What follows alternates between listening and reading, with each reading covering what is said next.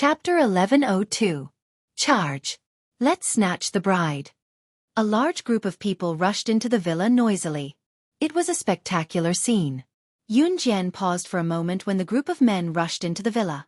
In the next second, she couldn't help but grab Siyi's hand and run towards the villa as well. The night was always quiet, but at this moment, it was wrapped in something called happiness. It gave people endless joy. When Yunjian held Siyi's hand and ran into the villa first, Gu Yunjian's comrades had already successfully snatched the bride downstairs. Gu Junjian also participated. Of course, he wasn't trying to snatch the bride. Instead, he was trying to stop his comrades from snatching the bride. However, in the end, his comrades still managed to snatch the bride downstairs noisily. Yunjian didn't do anything when her mother was snatched downstairs.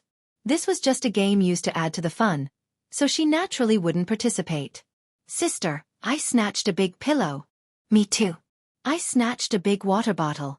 I got slippers. Xiao Yunju, Duanli, and Duanya were holding their spoils of war. When they saw Yunjian, the three of them ran over. Yunjian was almost amused by the three of them. Qin Yiru and Gu Junjian were getting married. This was their home. How could they snatch things from their own home? However, Yunjian didn't expose the three of them. You're amazing.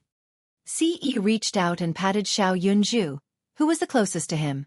He praised Xiao Yunju very generously. Hee, brother Ce is amazing too. Xiao Yunju said embarrassedly. Then, Xiao Yunju walked over to Yunjian. He held Yunjian's hand and placed it in Ce's big palm.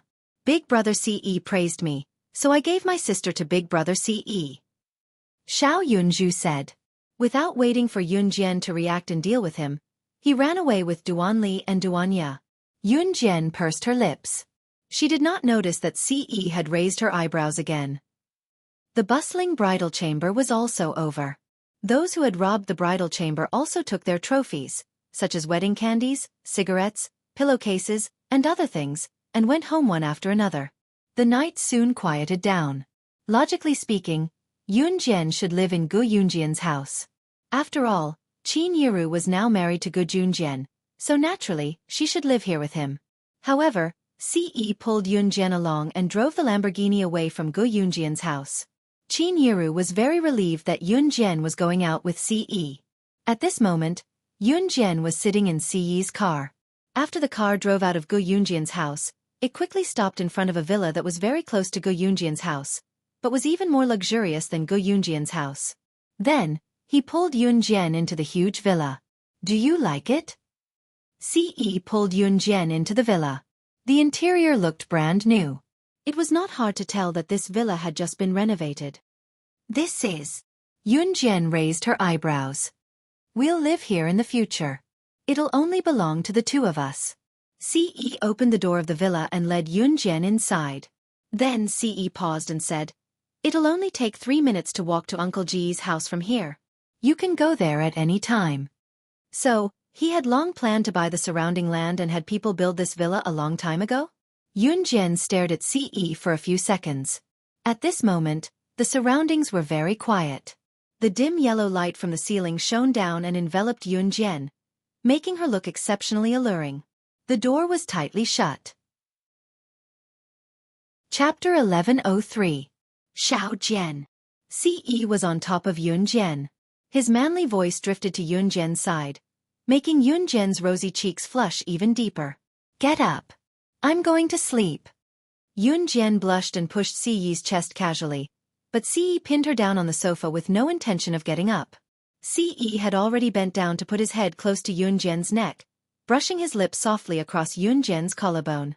Yunjian shuddered. He pressed down on her like this, and she could even feel a certain part of his desire pressing against her embarrassing place, gradually expanding. Xiao Jian. While Yunjian was still in a daze, Ce had already reached her earlobe and kissed her delicately. Don't do this, I still have school tomorrow. Just as Yunjian said that, Ce's large palms had already caressed a certain point of hers. Moreover, his large palm still passed through her clothes and grasped the delicate point of light without any obstruction. Just as Yunjian pressed down on Ce's hand that was moving about, she felt a chill below her. In the next second, Ce had already removed the pants that were covering her legs. His hands caressed her skin gently. His hands were icy cold, causing Yunjian to shudder every time they touched her. Yunjian had to admit that while she resisted Ce, she was also looking forward to it. It was as if she was anticipating something. In the end, Yunjian stopped resisting and allowed him to touch every inch of her skin. Other than the last step, Yunjian was sure that this was the most shameful thing she had ever done in both her past and present life. The next day, Yunjian went back to school as usual. In the morning, it was Ce who drove her to school. After May 21st, the next day was May 22nd. The midterms were set to be in the latter half of June, which meant that the exams would start on June 18th and end on the 20th. These few days, the students in school were crazily memorizing their books in an attempt to make the final push. There were only 3 days left until the midterms. Chen Xini asked Yunjian, Zhang Xiaofeng, Zhang Jian, and Ling Yichen to go to her house to study together. Chen Xini had missed a month's worth of homework due to her suicide attempt a while ago. This was fatal to the students who were about to take the midterms. Therefore, Yunjian and the others went to Chen Xini's house to tutor her. Without a care in the world, Yunjian sat on the sofa and watched Chen Xini and the rest study diligently. Chen Xini envied Yunjian for being able to achieve such good results while studying even more diligently. Halfway through, Chen Xini's mother, Xia, came in with a plate of sliced pineapples. Seeing how hard-working the children were, she couldn't help but say, "The snacks are here. The snacks are here. Let's all take a break. Don't give yourself too much pressure. Just treat the middle school entrance exam as normal." After saying that, Xia placed the plate on the coffee table in front of them and walked out. When they were eating fruits, they finally calmed down. Huff, huff, I'm so tired, so tired. Ling Yichen used a toothpick to skewer a piece of pineapple and chewed it. Then, Ling Yichen looked at the people around him. It wasn't easy for him to have some free time. In his exhaustion, he naturally had to set a pleasant and relaxing goal so that he could continue working hard in the long and arduous period ahead. Therefore, Ling Yichen asked everyone something they had been looking forward to. What are your plans after the midterms? Of course we're going to eat and drink to our heart's content. Chen Xini's eyes lit up at the mention of this. After the group finished talking, it was Yunjian's turn. Yunjian suddenly remembered that Chu Ning and the others had invited her to Min City's military academy after the midterms. Chapter 1104. Ling Yichen and the rest were well aware that Yunjian would be going to Min City. After all, Yunjian would be going to Min City's military academy after graduation, so it was necessary for her to understand the situation there first. Therefore, Ling Yichen and the rest looked like they understood the situation very well. Just as Yunjian finished speaking, however, Chen Xini pouted. "Jian, these are our last 3 days in school. I can't bear to." Chen Xini pouted at Yunjian and said reluctantly, "Oh my, Min City isn't far from Longmen City. I heard that in Min City's military academy, as long as you're capable, you're qualified to request for skipping classes. Yunjian's so good. She can come back any time with a simple request. Haha. Let's get together again then." Ling Yichen patted Chen Xini's shoulder and said generously. In spite of it, he was actually a little reluctant. Everyone present had been with Yunjian for more than half a year and had encountered many things along the way. Chen Xini, Zhang Xiaofeng, and Ling Yichen, in particular, were like frogs in a well when they did not know Yunjian. In school, they were the same as the other students, only knowing a little. Since they got to know Yunjian, however, they had seen many things that most people would never be able to touch in their entire lives. Although it was dangerous, Chen Xini and the other two had no regrets. All right, it's not like Master is going to leave. Hurry up and eat. We'll continue learning when we're done." Zhang Xiaofeng was reluctant as well, but like Ling Yichen, he could not bear to see Chen Xini cry, so he comforted her. Then, all of them were fully immersed in their studies. After leaving Chen Xini's house and parting ways with Ling Yichen and Zhang Jian, Yunjian headed home. It was the weekend and it was 6 o'clock in the evening. It was the end of spring and the days were getting longer. Even when it was 7:30, the sun's rays could still be seen before it set. At 6 o'clock, the sky was as bright as the day. Yunjian walked along the streets just like that. "Ah, Li Hang. It's Li Hang. I actually saw Li Hang. Ah, It's like I'm dreaming. Oh, my darling. I love him so much. I'm so excited. I actually saw my idol in person. In person. Suddenly, the girl's high-pitched screams came from the front. Then, Yunjian saw a large crowd ahead of her, blocking her path. Li. Once she heard the name, she remembered who he was. Yunjian had a good memory. Wasn't this Li Hang the same actor who had hit on her when she went to Baiguang Model Agency to rescue Chen Sini? Judging by the crowd, he should be rather famous. However, this person wanted to touch her, but before he could, Ce broke his wrist. Yunjian did not have a good impression of this male celebrity called Li Hang. She turned around and was about to leave. Hey, it's you. A male voice sounded. Yunjian raised her eyebrows. Before she could take a step, she caught a glimpse of Li Hang, who was surrounded by the crowd, walking over. Li Hang's bodyguards pushed the crowd aside, allowing Li Hang to see Yunjian. When Li Hang saw Yunjian, he was stunned. In the past few months, a slender figure had appeared in his mind. That person was Yunjian. Back then, Ce broke his wrist, causing him to have to recuperate for a long time. He had been brooding over this matter, thinking that the next time he saw Yunjian, he would use her as his sex toy. He was going to turn Yunjian into his venting object and capture Ce to break all his meridians. He was going to show Ce the despair he felt when he took his woman as his own.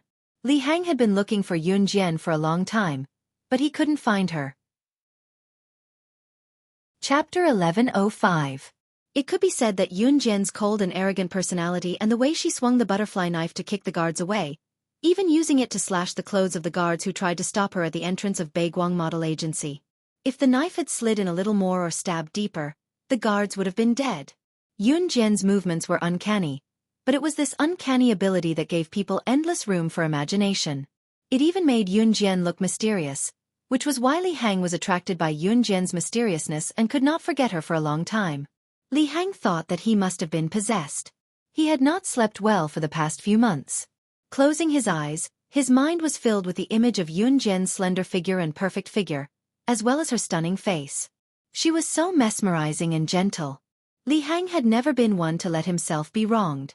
He had long sent people to search for Yunjian's whereabouts.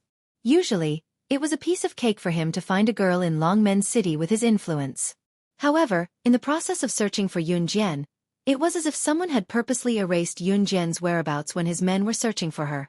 It was as if she was not from Earth at all. Li Hang could not find Yunjian no matter how hard he tried. Therefore, Li Hang was overjoyed to see Yunjian today. When Yunjian saw Li Hang rushing toward her, she narrowed her eyes and curled her lips into a mocking smile, but it was gone in a flash. She didn't pay any attention to Li Hang at all and was about to walk forward. Li Hang felt a blow to himself when he saw that Yunjian was ignoring him. Looking at the group of girls around him, which one of them was not screaming and jostling to rush to him when they saw him? They looked like they did not even care about their lives. What about her? How dare she ignore him? Li Hang was indignant and ran to Yunjian to stop her. Beauty, why are you leaving when you see me? Have you forgotten about me? We met last time in Baiguang. In order to show off his handsomeness, Li Hang deliberately flipped his short hair. This action of flipping her short hair caused a large group of girls around her to scream. Li Hang became even more arrogant. Although the man who appeared last time was taller and more handsome than him, could he have as many female fans as him? It wasn't that Li Hang wanted to brag, but if he needed it, every single girl standing here would be willing to obediently spread their legs and lie on the bed like a pug, begging him to take them. Li Hang had also slept with a few female fans in the past. Later on, when those female fans got pregnant, he even forced them to have an abortion. One of them even lost her right to be a mother forever because she had an abortion. In the end, Li Hang's manager forced him to do so with money. Li Hang's actions caused the girls present to scream, but it didn't affect Yunjian at all. Li Hang was looking forward to it, thinking that Yunjian would definitely be attracted by his handsome and charming side, like those beautiful female fans of his in the past. In front of Li Hang and all the surrounding fans, including Li Hang's manager, everyone thought that Yunjian would faint from happiness after being hit on by Li Hang like this. Unexpectedly, Yunjian glanced at Li Hang coldly and said, "Get out of my way. Get out of my way. You're blocking my way." As soon as Yunjian finished speaking, The surrounding people were so shocked that their breathing stopped. She actually spoke to the superstar Li Hang like this. Chapter 1106. Yun Jian suddenly recalled the time when she had entered Baiguang Model Agency to save Chen Xinyi. Chen Xinyi had been lying helplessly on the ground, staring at one spot with a hopeless expression. Her wrist had been cut, and fresh blood was flowing out. It was a ghastly sight, but it was so tenacious that it made one feel sorry for her. Li Hang was also an actor from Baiguang Model Agency. Because Baiguang Model Agency had offended Yun Jian back then, Baiguang Model Agency had closed down. Li Hang's contract with Baiguang Model Agency had naturally been terminated midway. And for a big star like Li Hang, without Baiguang Model Agency, he was immediately poached by another entertainment company. His current resources were even better than when he was at Baiguang Model Agency. But at the end of the day, Li Hang was an actor from Baiguang Model Agency. So when she saw Li Hang, Yun Jian felt like she was looking at Chen Xinyi, who was lying in a pool of blood back then. It felt as if Li Hang was also the mastermind behind Chen Xinyi's incident.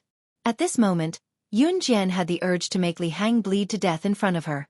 Of course, if Li Hang had obediently stepped aside today, Yun Jian naturally wouldn't have done anything to him.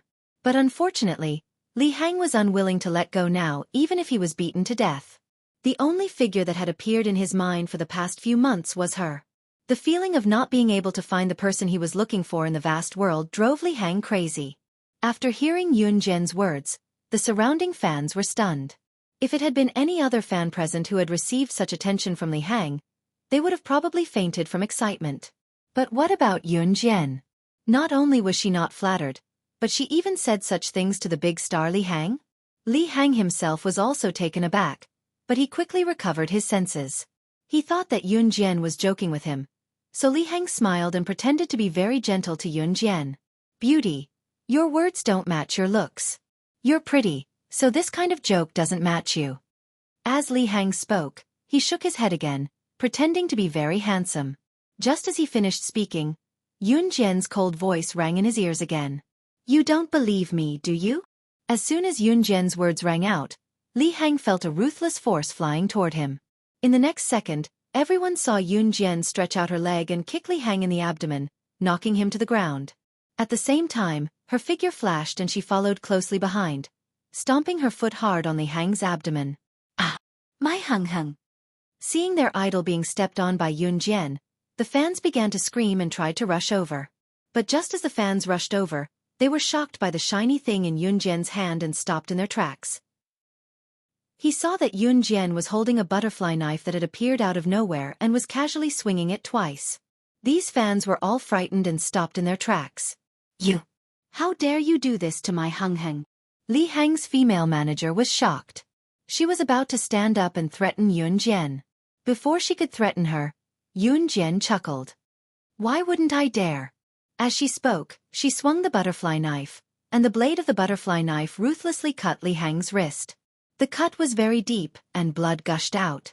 At the same time, she raised her foot, moved it from Li Hang's abdomen to the wound on his wrist, and stomped down hard. Li Hang was in so much pain that he rolled around. Seeing the blood in Li Hang's body spurting out of his wrist, everyone present turned pale with fright. Li Hang's bodyguards wanted to stop her. Chapter 1107.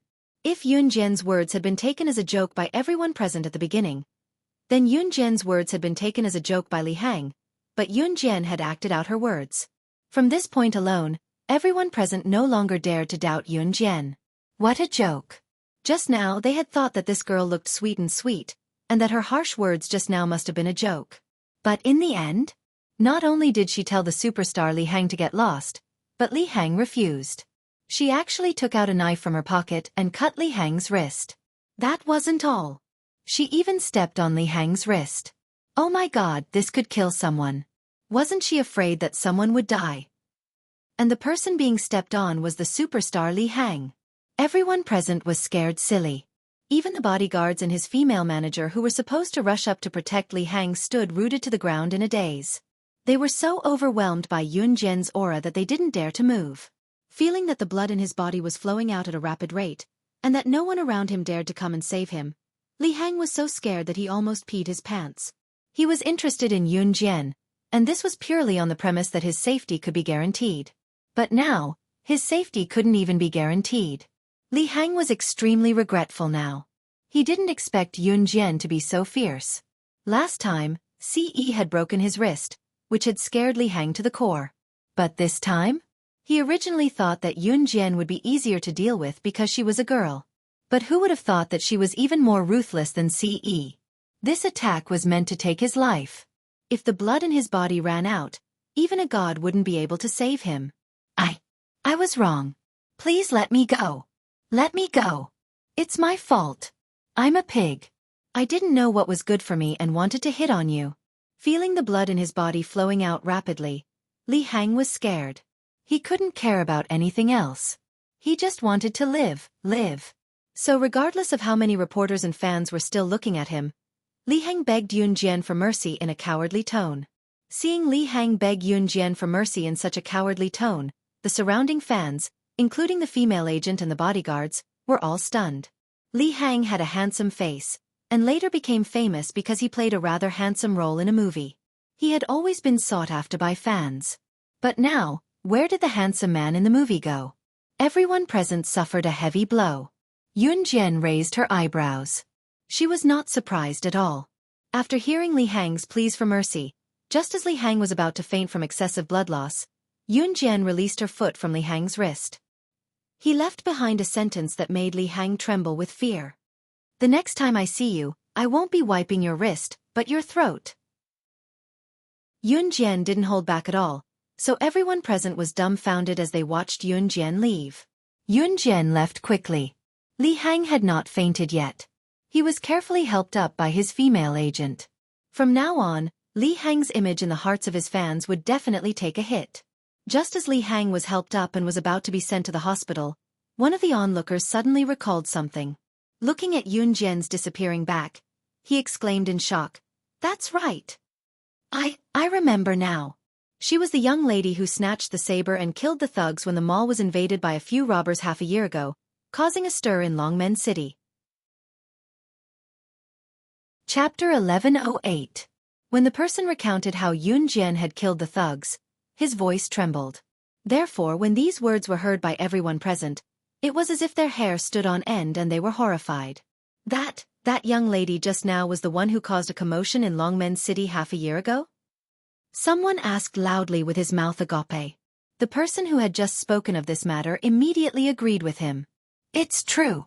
I was at the scene when the thugs charged at us. You guys didn't see it, so you don't know. There was a woman who threw the young lady's mother to the thugs.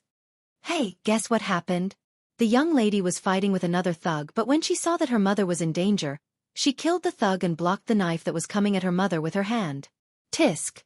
TSK. That tender hand was cut and blood was still dripping. She didn't even blink. She was like an assassin agent who wasn't afraid of pain at all. She rushed up and killed all the other gangsters. She really scared us out of our wits. That ruthlessness didn't seem like a teenage girl at all." When the person saw that everyone was listening to him, even the celebrity Li Hang was looking at him, he spoke more enthusiastically.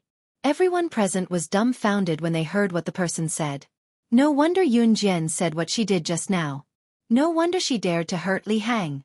Why would she be afraid of him when she could even kill someone? Li Hang felt a shudder run through him. The female manager beside him had already covered the wound on his wrist. The blood had stopped flowing. Once he thought of Yun Jian's ruthlessness just now, he felt a chill run down his spine. She had actually killed someone. She actually knew how to kill. Li Hang was suddenly glad that Yun Jian had let him go just now. Li Hang had just calmed down a little when someone else seized the opportunity to bring up the matter again. Since he was aware of it himself, he continued. "My dad has a friend who works in the police station. The incident back then was a big deal. I heard that the young lady has some status in the military. She seems to be a special forces soldier. Her specific identity is kept secret by the higher-ups, so she can be considered to have acted impartially by killing him." As soon as these words were spoken, everyone present was completely dumbfounded. Was that little girl from the military? At such a young age, he was actually a soldier. If those present knew that Yun Jian was the famous slashing god from Team Monarch, they would probably have gone crazy and chased after Yun Jian for her autograph. The celebrity Li Hang was well known, but in Longmen City, Yun Jian's team monarch/god was even more famous than celebrities in the entertainment industry. She was really good at it.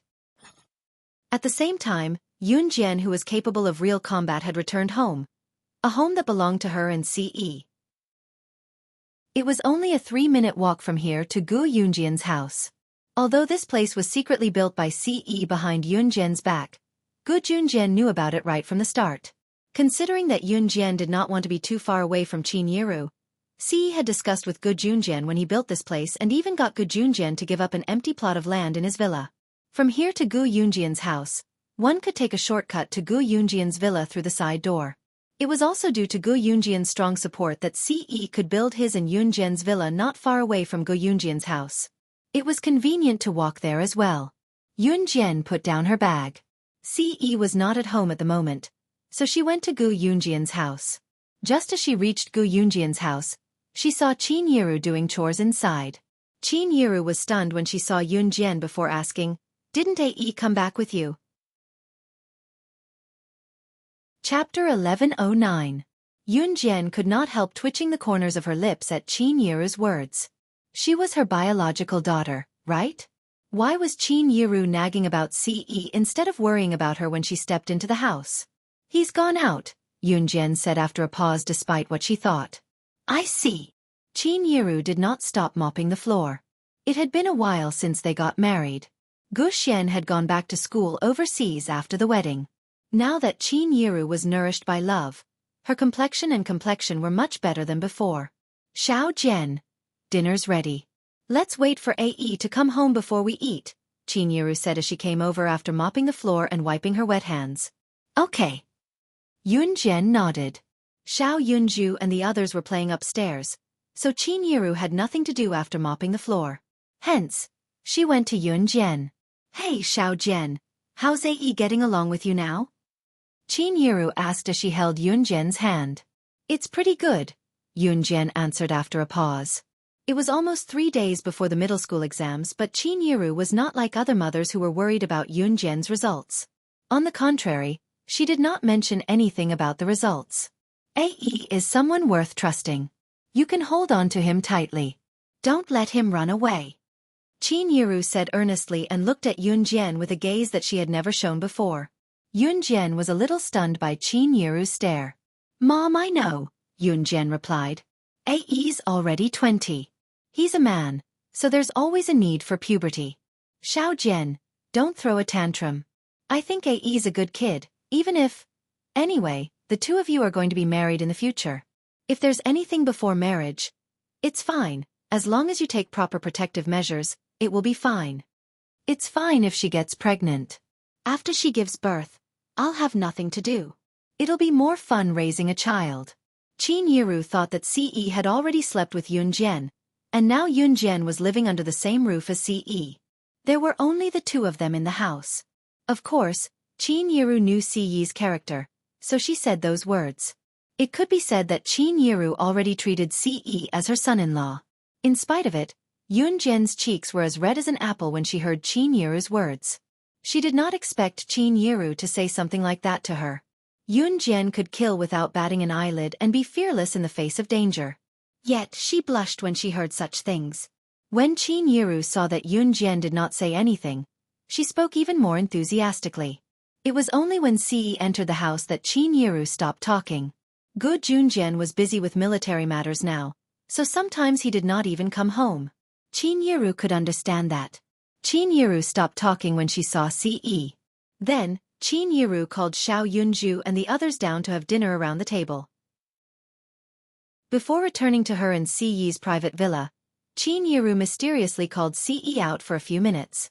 She did not allow Yun Jian to listen in.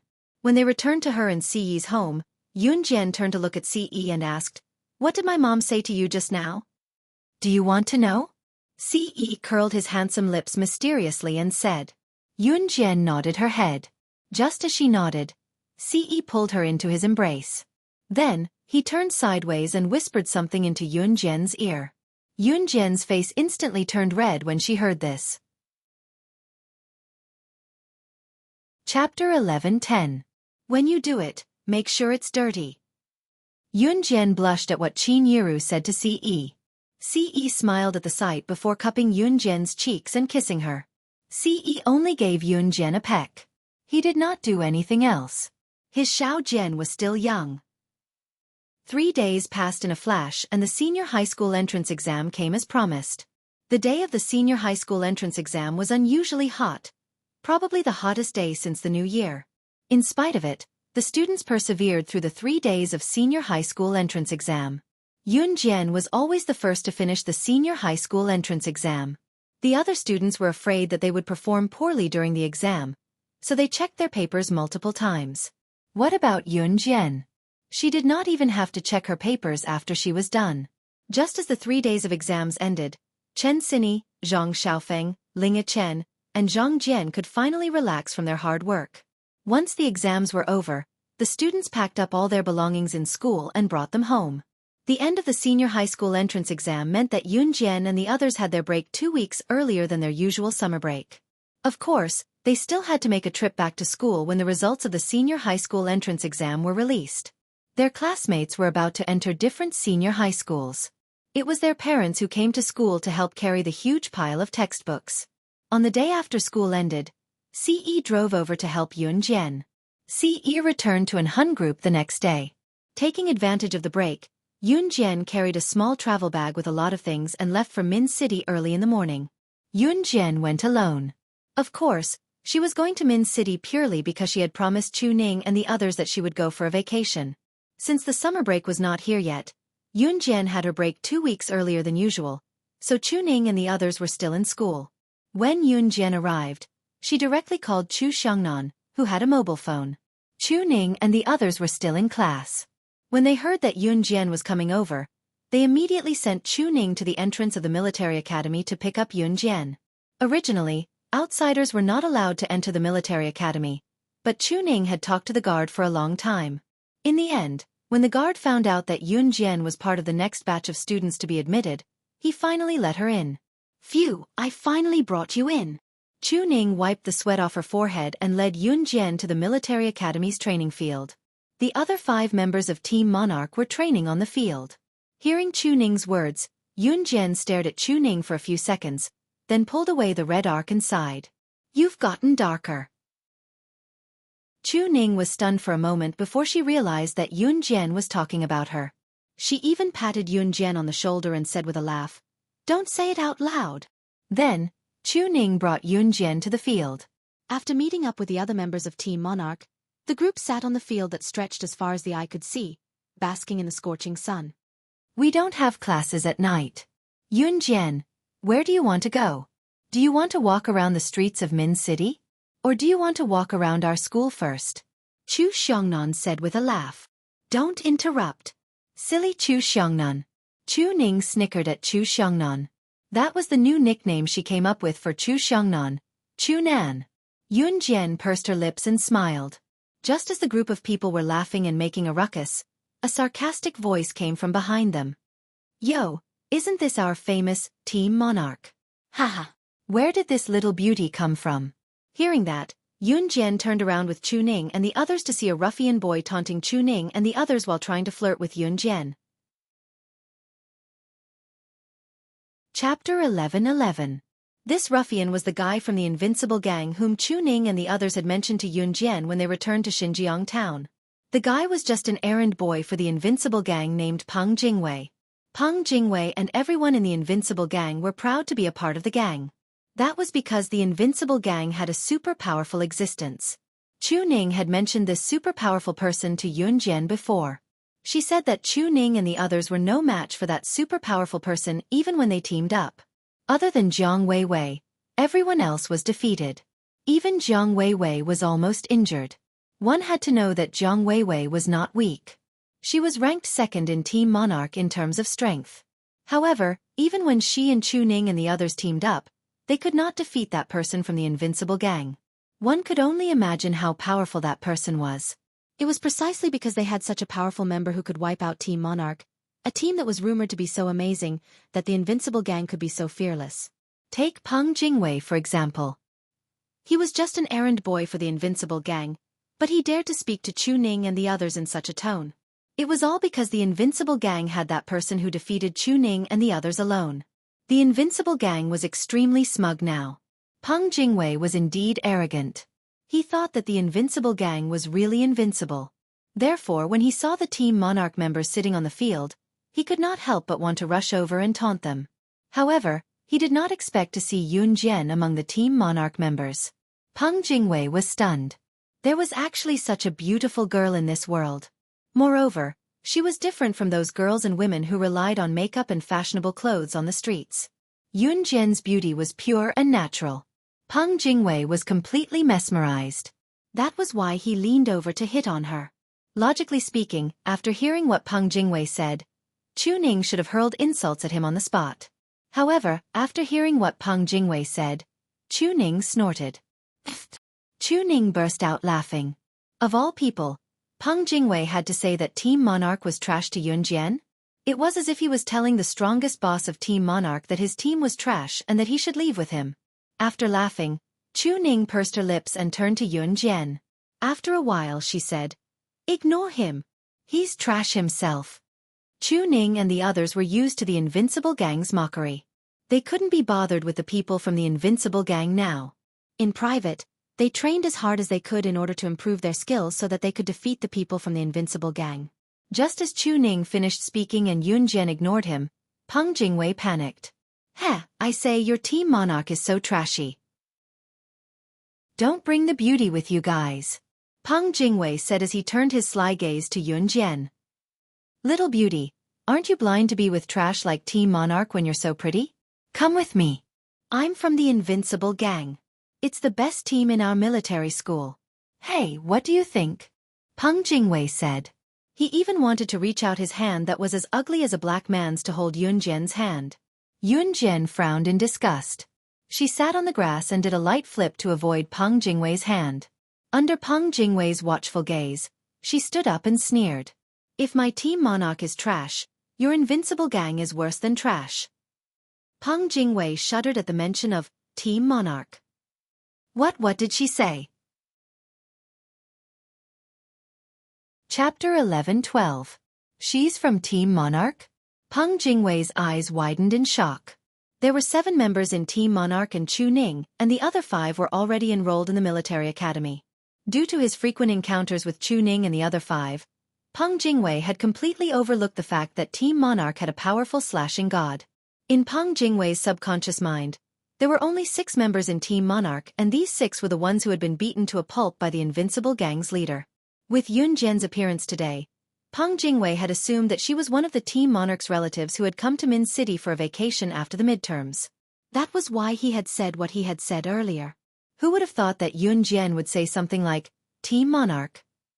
If she was from Team Monarch, could she be the most powerful slashing god in Team Monarch? With her frail and weak body? Pfft, did you hear that? Don't compare Team Monarch with your trashy Invincible Gang. Ha! Invincible Gang, what a country bumpkin name. Get the hell away from me as soon as possible. What's there to be smug about?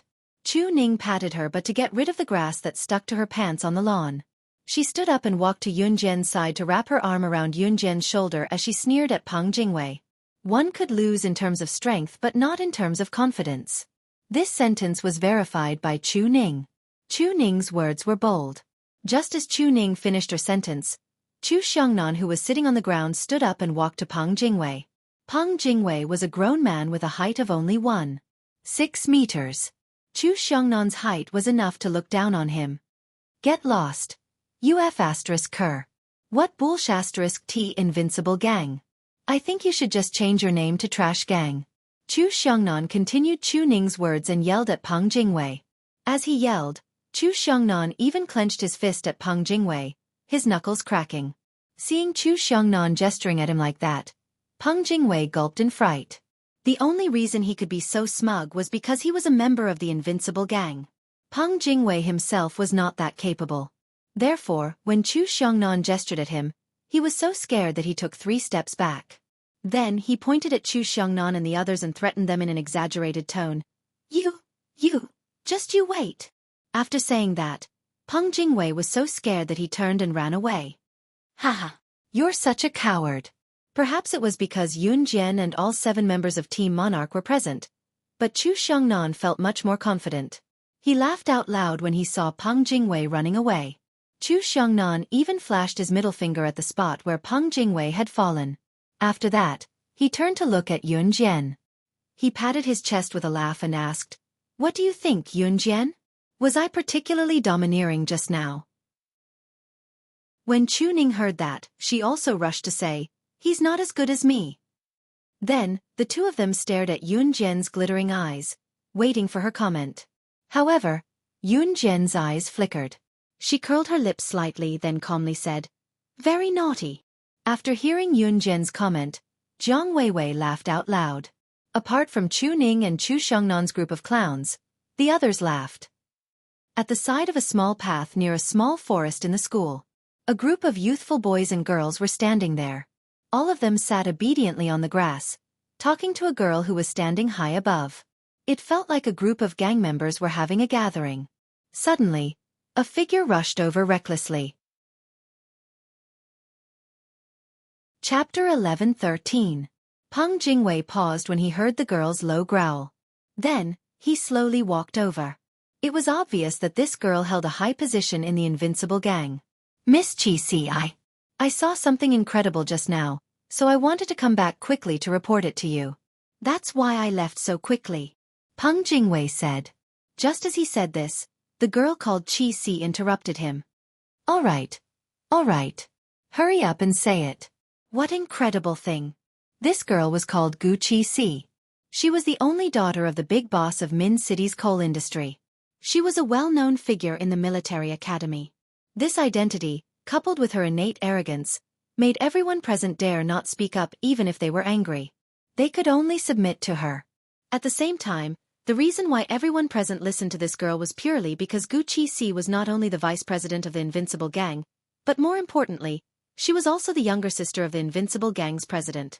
Of course, Gu Xueqi was not the biological sister of the Invincible Gang's president, but the daughter of the Invincible Gang's president's family.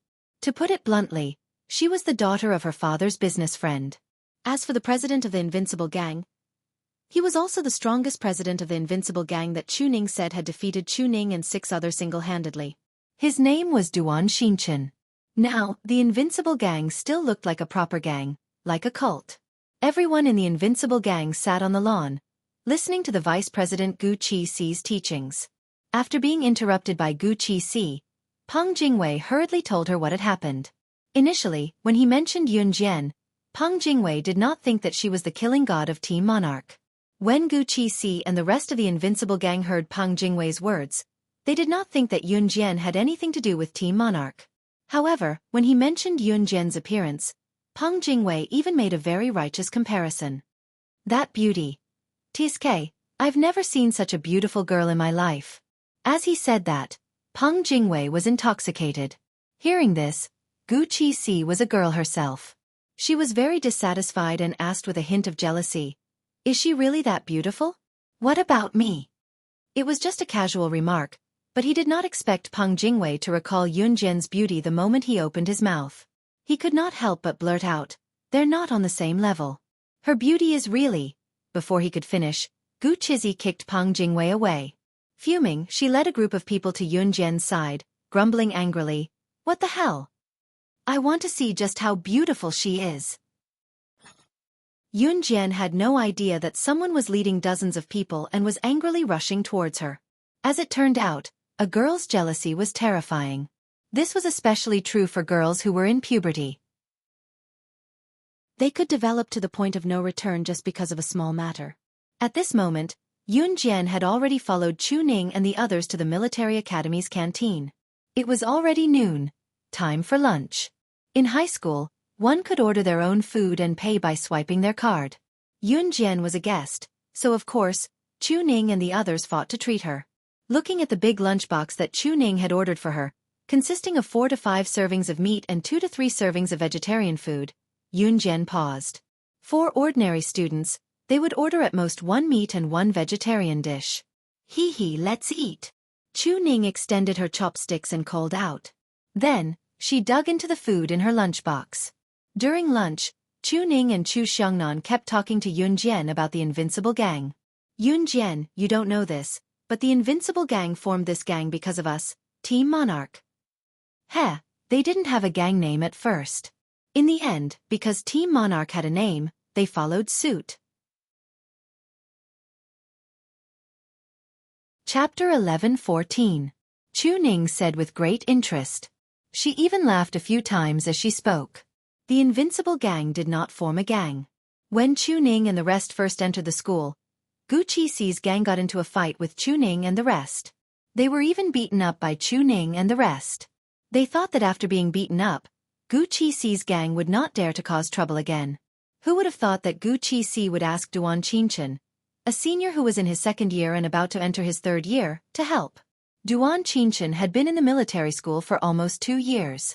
In addition, he was a martial artist who had been trained since he was young. It was said that he had learned martial arts from a martial arts master, so he was even more powerful. Chu Ning and the rest fought with Duan Qingchen openly and lost. In the end, the 6 of them were no match for Duan Qingchen. Since then, Gu Qixi's gang started to show off. With Gu Qixi as the leader, they started the current Invincible Gang. Gu Qixi even made Duan Qingchen the president of the Invincible Gang and recruited people from the military school. This was done in a hurry. However, Gu Qixi and the rest started the Invincible Gang purely because Chu Ning and the rest had a Team Monarch. They felt that Chu Ning and the rest had a team and that sounded cool, so they started a gang too. They're just following the trend and foolishly following us. They don't even know if they're authentic. Haha. Chu Ning and Chu Xiangnan spoke one after another and recounted everything that had happened in the military school. Yun Jian, don't you think so? At the end of her story, Chu Ning looked at Yun Jian, who was sitting opposite her. She took a bite of lean meat and said with a grin. Yun Jian pursed her lips and smiled faintly. She indeed felt that what Chu Ning said about the Invincible Gang was a little funny. It felt like children playing house. However, after Yun Jian pursed her lips and smiled faintly, she said, "Let's eat." She had just scooped up a mouthful of bean and was about to put it into her mouth when she suddenly raised her eyebrows. Bam! Bang! Bang! Bang! The sound of tables and chairs being overturned came from behind. After a pause, an unpleasant female voice came from behind. Did your Team Monarch bully our Invincible Gang's Pang Jingwei? Do you have a death wish? Do you think you haven't been beaten up enough by the Invincible Gang? If you want to cause trouble, you have to find a good reason. Gu Qixi took advantage of the fact that Pang Jingwei had been chased away by Chu Xiangnan to stir up trouble. Most of the students in the military academy were male, and all of them were quite strong. Therefore, when they saw Gu Qixi leading a group of people to surround the Team Monarch members, not only were they not afraid, but they even squeezed over, intending to watch the show. F***CK. When did we bully that guy? He was the one who didn't have eyes and rushed over to criticize my Yun Jian. Chu Ning was angered by Gu Qixi's words and immediately slammed the table and stood up. Team Monarch is just a loser to us. We don't need to F***CK with you. Gu Qixi heard Chu Ning's words. She could not see Yun Jian's face, but she could see Yun Jian's slender figure. Jealousy welled up in her and she could not help but open her mouth to spew hatefully. Just as Gu Qixi finished saying, Team Monarch is a loser to us, Yun Jian, who had her back to Gu Qixi, suddenly flung the spoon in her hand away and stood up abruptly. The metal spoon that Yun Jian flung away flew not far away and actually pierced into the wooden dining table right under everyone's eyes. Pierced into the wood. The spoon actually pierced into the dining table with a fling. How strong was this girl's wrist? Everyone on the scene was shocked. However, Yun Jian, who had her back to Gu Qixi, turned around slowly and met Gu Qixi's eyes with her slightly raised lips. She spoke in a strange female voice. Chapter 11:15. Yun Jian's frivolous words and her strange moves gave everyone in the Invincible Gang, led by Gu Qizi, a fright, including the students having lunch in the canteen. Ever since Duan Qingchen from the Invincible Gang defeated the 6 members of Team Monarch and formed the current Invincible Gang, no one in the military academy dared to challenge the Invincible Gang. Duan Qingchen's battle could be said to have made a name for himself. Therefore, even if Duan Qingchen was not often in the Invincible Gang, the students in the military academy did not dare to provoke them. Yun Jian's actions just now had shocked everyone, partly because of her strange moves, And partly because, why was this pretty girl so angry when she heard Xueqi say that Team Monarch was a defeated team? She was not even a member of Team Monarch, so why did she act as if she was? Yunjian well said, we're on your side. Chu Ning shouted when she heard that. That's right. Chu Xiongnan and the other members of Team Monarch agreed. When Xueqi saw Yunjian's beautiful face, she was indeed filled with jealousy. Especially when she recalled what Peng Jingwei said just now, Xueqi had the urge to get rid of Yunjian. Therefore, Xueqi clenched her fists and glared at Yunjian. After 2 seconds of silence she said angrily, "Ha, you're just bluffing." "Heh, it's just a bluff. Team Monarch is a loser. Everyone has seen it with their own eyes. Besides, you're an outsider. What right do you have to criticize us?" Xueqi wanted to curse Yunjian, but she held it in. She felt that compared to insulting Yunjian directly, it was more important to maintain her image as a lady. "You don't believe me, do you?" Yunjian crossed her arms. She lifted one leg and easily placed it on a table in the canteen. Then, she extended her slender index finger and hooked it at Xueqi. "Let's fight if you're not convinced. Today, I'll show you trash from the trash gang what it means to be defeated," Yunjian said, tilting her head. Her disdainful tone made Xueqi and the others' eyelids twitch. When Xueqi came back to her senses, she almost charged at Yunjian, wanting to tear Yunjian into pieces.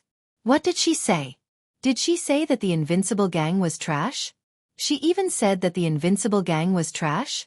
Xueqi was shaking with rage. Unable to hold herself back, she was about to charge at Yunjian when she was interrupted by Yunjian. At the main entrance of the cafeteria, a well-proportioned and good-looking boy walked in with his back to Xueqi. This boy's looks were not bad, and his silhouette was quite handsome. However, when this young man of about 17 or 18 walked in, the surrounding girls screamed, "Duan Qianchen! Duan Duan Duan! Duan Duan Qian!" Duan Qian had a lot of support in the military academy. Ever since he defeated the 6 members of Team Monarch single-handedly, his reputation grew. When Xueqi heard that her savior had arrived, she quickly turned and ran to Duan Qian's side. Then, she reached out and grabbed Duan Qian's arm. She said coquettishly, "Brother Chen, someone bullied me." "It's her. It's her." Hearing Xueqi's voice, Duan Qian frowned and turned to look. He happened to see the girl standing in front with her arms crossed. His slightly furrowed brows suddenly loosened. The moment he saw Yunjian, his eyes lit up. Chapter 11:16. Duan Xinchen was a rather cold boy. He looked as if he did not care about anyone or anything. It was precisely because of his cold personality that Xueqi was so infatuated with him and liked him so much. Although Xueqi and Duan Xinchen's relationship was because their parents were best friends, and the two families were business partners who interacted with each other. However, just because Xueqi liked Duan Xinchen did not mean that Duan Xinchen liked Xueqi. On the contrary, Duan Xinchen was annoyed by Xueqi, but he did not say it out loud. The moment Duan Xinchen saw Yunjian, his eyes lit up. Yunjian crossed her arms as she scanned Duan Xinchen. Her slightly curved lips, her fair and smooth skin that was as delicate as a newborn baby's, and her delicate and beautiful face. There was no man present who would not be attracted to Yunjian. Especially in this military academy where there were more boys than girls, even an ugly girl would be worshipped to the heavens, let alone a delicate girl like Yunjian. Xueqi saw Duan Xinchen sizing up Yunjian and became even angrier. She forced herself to resist the urge to rush up and kill Yunjian. She held Duan Xinchen's arm and shook it, then said in an even more coquettish tone, "Brother Duan Xinchen, you bullied your sister." "Brother Chen, she just bullied your little sister Qi. Aren't you going to avenge her?" The moment Xueqi called her sister Qi, everyone around them got goosebumps. Yunjian also frowned subtly. "Pfft, who bullied who? Xueqi, don't be the first to complain." "Tiske, how disgusting." Chu Ning retorted rudely. Just as Chu Ning finished speaking, Duan Xinchen let go of Xueqi's hand and walked over to Yunjian. Seeing this, Xueqi smiled slightly. She knew that her brother Chen would help her. However, just as Xueqi thought this, Duan Xinchen stood in front of Yunjian and asked Yunjian with a hint of indifference. "What's your name?" Yun Jian crossed her arms and glanced at Duan Qingchen. In terms of aura, she did not lose to Duan Qingchen at all. You don't need to know, because I never tell trash my surname. Yun Jian's words made everyone around her stop for a moment. Was she crazy? Did she know who was standing in front of her? He was the legendary figure who defeated the 6 members of Team Monarch single-handedly, Duan Qingchen, who was even known as the young god of war. When Duan Qingchen heard Yun Jian's words, he raised his eyebrows and looked at Yun Jian in what he thought was a cool pose. He said in a muffled voice, interesting. Just as he finished speaking, someone pointed at the door and shouted, the instructor is here. Hearing this, everyone looked up. Yun Jian also turned to look at the entrance of the cafeteria. She saw a tall and burly man in his 30s hurrying into the cafeteria with several instructors in tow. Yun Jian narrowed her eyes slightly. The man in the lead was Yu Xiaoluo, a good comrade whom Gu Junjian had invited to a banquet. Yu Xiaoluo was leading the way with several instructors in tow. Just as they arrived, Yu Xiaoluo looked at Yun Jian delightedly. Why didn't you tell us that you're coming to our military academy? Otherwise, we would have come to entertain you. Yu Xiaoluo was one of the strictest instructors in the military academy. Hence, the moment he said that, everyone was stunned. Who was she? Why did the instructors have to entertain her now that she was here? Instructor, she was brought into our school by Team Monarch without permission. Our school doesn't allow outsiders. Are you going to punish Team Monarch? Seeing that the instructor had arrived, Gu Chizi did not know what was good for her and asked. Just as she said that, Yu Xiaoluo frowned at Gu Chizi and snapped, "Punishment my ass. She's Team Monarch slashing god and will be attending our school next semester. She's one of us." As soon as he said this, everyone present was stunned with fear. What? Chapter 11:17. Everyone present was stunned. After all, in their minds, Yun Jian was so beautiful that her skin was so smooth that it could be broken with a snap of the fingers. She was completely different from a Special Forces soldier. Usually, girls who could become advanced Special Forces soldiers were either tanned to the point that they looked like charcoal or ugly women without any salt. What about Yun Jian? From the moment everyone saw her, they thought that she must be some rich young lady who did not do any household chores. From her aura and the feeling she gave off, that was the case. However, when Yu Xiaoluo and the other instructors appeared, and Yu Xiaoluo's rather courteous tone towards Yun Jian, everyone present was completely shocked. While they were shocked, they were also shocked and terrified. Yun Jian, a girl who looked so delicate and weak, was actually Team Monarch's famous slashing god. She was Team Monarch's slashing god, the one who had caused the instructors to fight over her to join their team some time ago. Gu Chizi had initially said those words to Yu Xiaoluo because she wanted to use the excuse of Chu Ning bringing Yun Jian, an outsider, into their school to get Yu Xiaoluo to punish Yun Jian properly. However, who would have thought that instead of getting Yu Xiaoluo to scold Team Monarch, she would be the one being scolded instead. Moreover, he had learned of an incredible matter. Yun Jian was actually Team Monarch's slashing god. Gu Chizi's mouth, which was already slightly agape, dropped even further. As for the group from Invincible Gang, including Duan Qingchen, they were completely dumbfounded. All of them looked at the scene unfolding before them in disbelief. Compared to Gu Chizi's group, as well as the horrified expressions of the students who were watching the show, Chu Ning and the others had relaxed expressions. "Heh, my Yun Jian is amazing." Chu Ning stood beside Yun Jian. She glanced sideways at Yun Jian's flawless face and said. As Chu Ning spoke, she gave Gu Chizi a provocative look. There was a hidden smirk in his eyes that said, "Now you have nothing to say, right?" Gu Chizi had always been a competitive girl. When she caught a glimpse of Chu Ning's gaze, she felt even angrier. Although she had just expressed a strong shock at Yun Jian's identity, Gu Chizi was never a person who was willing to be at a disadvantage. To put it bluntly, he would not shed a tear until he saw the coffin. Hee, Gu Chizi first snorted coldly. Then she sized up Yun Jian from head to toe. Yun Jian's frail body was on the verge of collapsing. She gave off the impression that she was a fragile girl. Especially when her favorite Chingij was staring at Yun Jian intently. The adoration in his gaze was obvious. Gu Chizi was even more annoyed. "Sir, is she really the legendary slashing god from Team Monarch?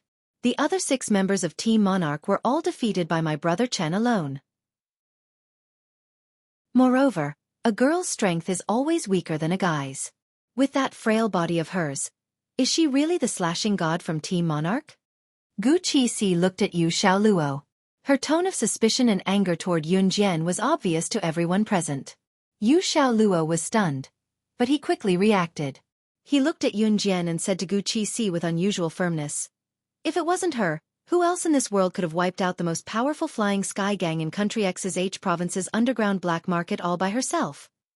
And who could have gathered the Kosha mercenaries and an Hun group to join forces with the Jia province's army to completely wipe out the international assassin group, Inferno Ring?"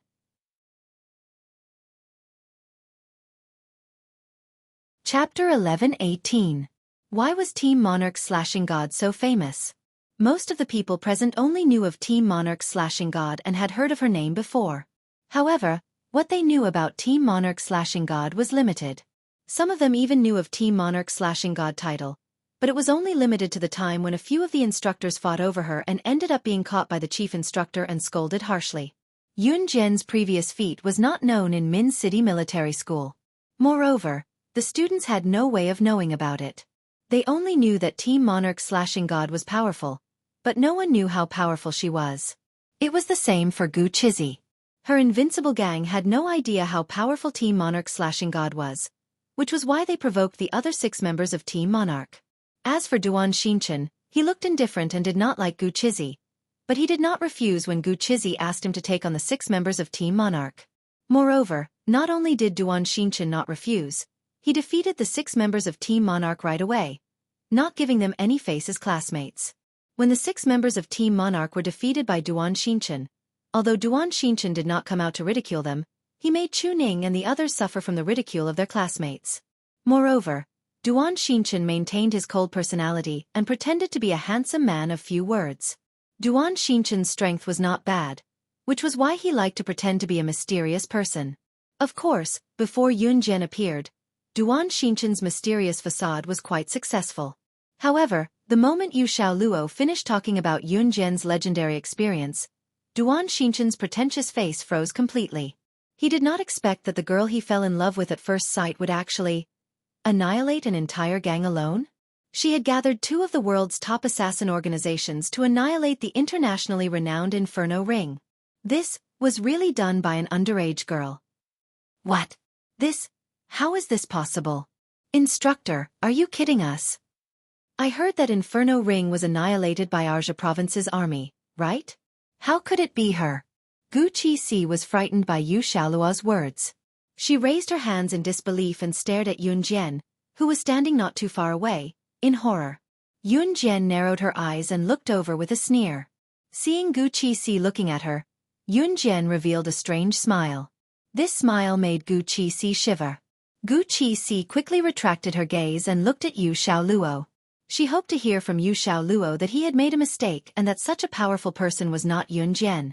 However, before Yu Xiaoluo could make a sound, Yun Jian snatched the right to speak.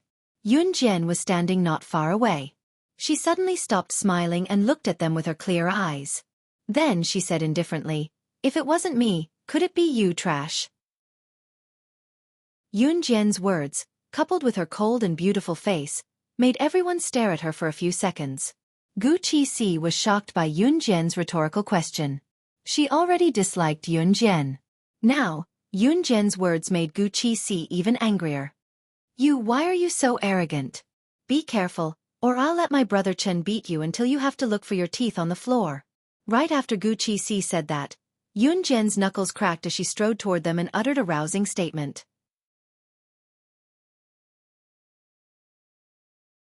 Chapter 11:19. As Yun Jian spoke, she was already walking towards Xueqi. The invincible gang bullied her Team Monarch members. Did they really think they could sit back and relax? Yun Jian's personality had always been like this. Don't blame her for being heartless. Today's incident, even if the invincible gang did not come looking for trouble, the invincible gang's president, Duan Xinchen, had beaten up Chu Ning and the others in front of the entire school, causing them to lose face. Just based on this incident alone, Yun Jian would never let the invincible gang off. Yun Jian. Seeing Yun Jian walk over, Chu Ning was extremely touched. The 6 members of Team Monarch had never asked Yun Jian to avenge them. Even if they had a strong teammate like Yun Jian, after being beaten up by the invincible gang's Duan Xinchen and losing face in front of the entire school, Team Monarch's first instinct was to fight back. The first reaction of Chu Ning and the others was to train their skills as hard as they could, wanting to win with their own strength. Of course, this was different from Yun Jian taking the initiative to avenge Chu Ning and the others. Yun Jian had already planned for this. Who would dare to touch her? Yun Jian's people. You. What are you trying to do? Gu Qizi was so shocked by Yun Jian's sudden move that she stopped in her tracks. She took a few steps back. With this step, Gu Qizi almost sprained her ankle and fell down. However, Gu Qizi managed to keep it in check. Cut the crap. Everyone from the invincible gang can come at me together, Yun Jian said frivolously as she stood on the spot with her arms crossed. Everyone from the invincible gang. Come at me together? There were 30 to 40 members of the invincible gang present. Moreover, everyone in the military school was naturally different in strength from the students in normal schools. It could be said that everyone's strength was on par with students like Chu Xiangnan. And Yun Jian wanted to take on 30 to 40 people alone? Was she crazy? Ha! What? You want everyone from the invincible gang to go against you alone? Great, great. Gu Qizi was still a little afraid of Yun Jian just now. Now that she heard Yun Jian's words, she almost clapped her hands and cheered. Gu Qizi originally thought that Yun Jian wanted to have a one-on-one battle with the invincible gang. However, they did not expect Yun Jian to be so fierce. She wanted to take on 30 to 40 members of the invincible gang alone. Most importantly, they had the strongest Big Brother Chen on their side. Even if she, Yun Jian, was made of steel, she would still lose to 30 to 40 of them. Gu Qizi was just about to direct everyone from the invincible gang to fight Yun Jian when Duan Xinchen pressed her shoulder down. Duan Xinchen pressed his hand on Gu Qizi's shoulder and stared at her perfect face, mesmerized, before telling Gu Qizi, "She's just a girl. It's not good for our invincible gang to bully her with numbers." Duan Xinchen's words made Gu Qizi's face darken immediately. "Brother Chen, you're actually defending her," Gu Qizi shouted angrily. Seeing the actions of the few people present, the instructors did not stop them. Instead, they stood aside and watched the show. If it had been any other time, the instructors would have stepped forward to stop the students from fighting one-on-one in front of them. However, today, the main character was Yun Jian, and they did not say a word. "You're not going to make a move, are you?" Yun Jian stood where she was with a nonchalant smirk. After laughing, she suddenly stopped smiling.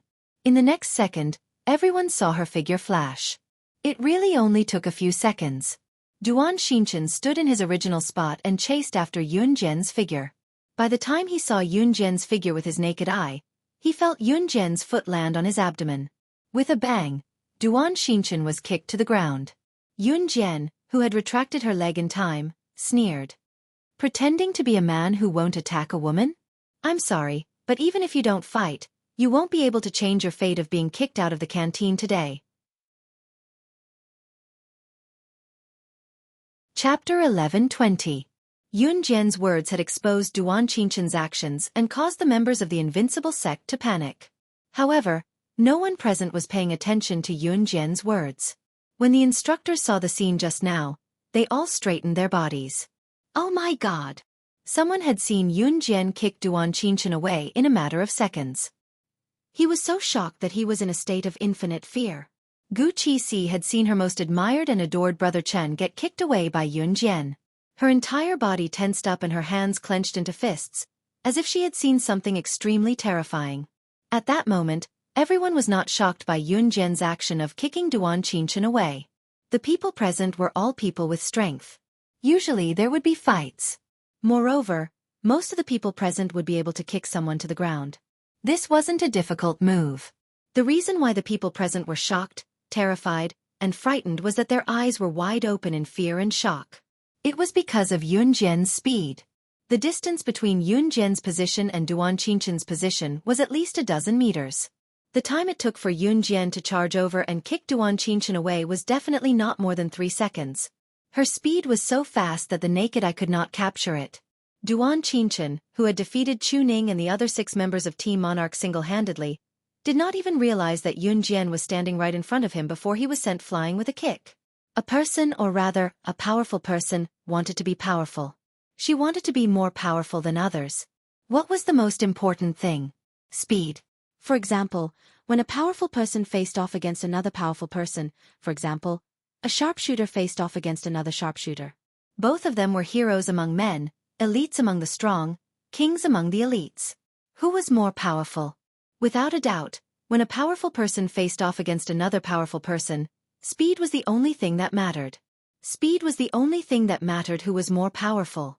For example, if two sharpshooters were to fight, even if the sharpshooter was 0.1 seconds faster than the other, it would be the key to victory for the sharpshooter, or even killing the other in one move. Yun Jian's strength might not be much greater than Duan Qinchen's. In fact, internationally, there were many people who were stronger than Yun Jian. But why was Yun Jian more powerful than them?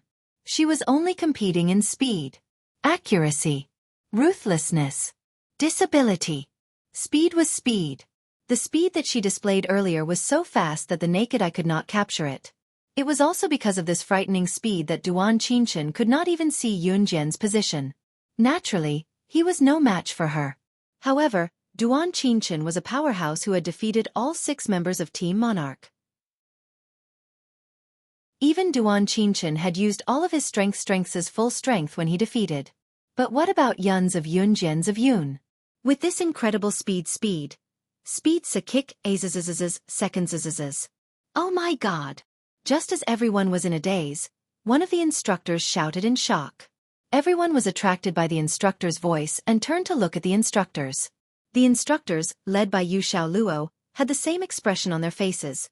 Their mouths were wide open in an O shape as they watched the scene unfold before them in disbelief. Even the instructors were shocked to this extent. Everyone was even more shocked when they saw that. At that moment, Instructor Yu Xiaoluo's voice was heard again. Oh my god! This is the first time I've learned that a human's speed can reach such a level. Hearing the instructor's words, the students present were even more terrified and each of them took a deep breath. Chapter 11:21. There was a reason why the instructors did not intervene when they saw Yun Jian challenge the invincible gang. After all, Yun Jian had made a name for herself and the instructors had gotten into a fight not too long ago to fight for her. Even the chief instructor had to step in to stop them before they were willing to let it go. However, the instructors had not seen Yun Jian except for Yu Xiaoluo. When they saw Yun Jian earlier, they had some suspicions in their hearts. It had to be said that Yun Jian's looks, coupled with her identity, were really hard to believe. That was why the instructors did not intervene just now. In fact, part of the reason was that they wanted to see how strong Yun Jian really was. However, reality proved that whether it was Yun Jian's strength or her methods, they were not disappointed. Not only were they not disappointed, but at this very moment, the few instructors present were completely shocked. Was she really just a teenage girl? That heaven-defying speed just now was too shocking, right? After Yun Jian retracted her leg, she did not look at Duan Qinchen immediately. Instead, she turned slightly to the side and glanced at the instructors behind her from the corner of her eyes. She pursed her lips slightly. Instructors, are you satisfied? Everyone thought that after Yun Jian attacked Duan Qinchen, she would continue to attack him or ask him to stand up and continue to fight. However, no one expected Yun Jian to turn to the instructors behind her and say what she had just said. Everyone present was bewildered. However, the instructors trembled violently and straightened their backs immediately. Several drill masters exchanged glances without leaving a trace. They were even more horrified and stunned. When they saw Yun Jian and Duan Qinchen arguing just now, the instructor should have intervened and stopped them. However, they did not. No one present had any suspicions either. The instructors had thought that they wanted to see Yun Jian's skills and that no one present would know the reason. However, they had miscalculated. Yun Jian was not only skilled, but the instructors also did not expect that her observation skills were equally shocking. When Yun Jian suddenly asked, a tall, thin and handsome instructor who had been tanned by the sun paused. Then he pursed his lips and replied, very strong. As soon as the instructor finished speaking, Yu Xiaoluo stepped forward to clear his name. Cough, cough, cough. Fighting is not allowed in school. Yun Jian was just joking with you. Let's stop here. If the instructors did not step up to stop the fight now that Yun Jian had called their names out of the blue, the students would realize that they had not stepped up to stop the fight at the first instance. Moreover, Yu Xiaoluo and the other instructors were obviously biased towards Yun Jian. After hearing Yu Xiaoluo's words, the instructors from the Invincible Gang did not dare to move. Instructor, how is that a joke? My brother Chen is about to vomit blood from the kick. Gu Qizi was unconvinced. She pulled up Duan Qingchen, who had been kicked to the ground and was about to vomit blood, and said indignantly, "Then what do you want?" Yu Xiaoluo glared at Gu Qizi with a headache. "I want her to apologize to us." Gu Qizi could not remember how her good brother Chen had humiliated the 6 members of Team Monarch. Forget about an apology. Duan Qingchen did not even apologize to Chu Ning and the others. At this moment, Gu Qizi pointed her finger at Yun Jian. She was very confident that Yun Jian would be forced by the instructors to apologize to them. However, just as Gu Qizi spoke, Yun Jian's cold voice rang out. "Apologize? Sure." As she spoke, Yun Jian was already walking over.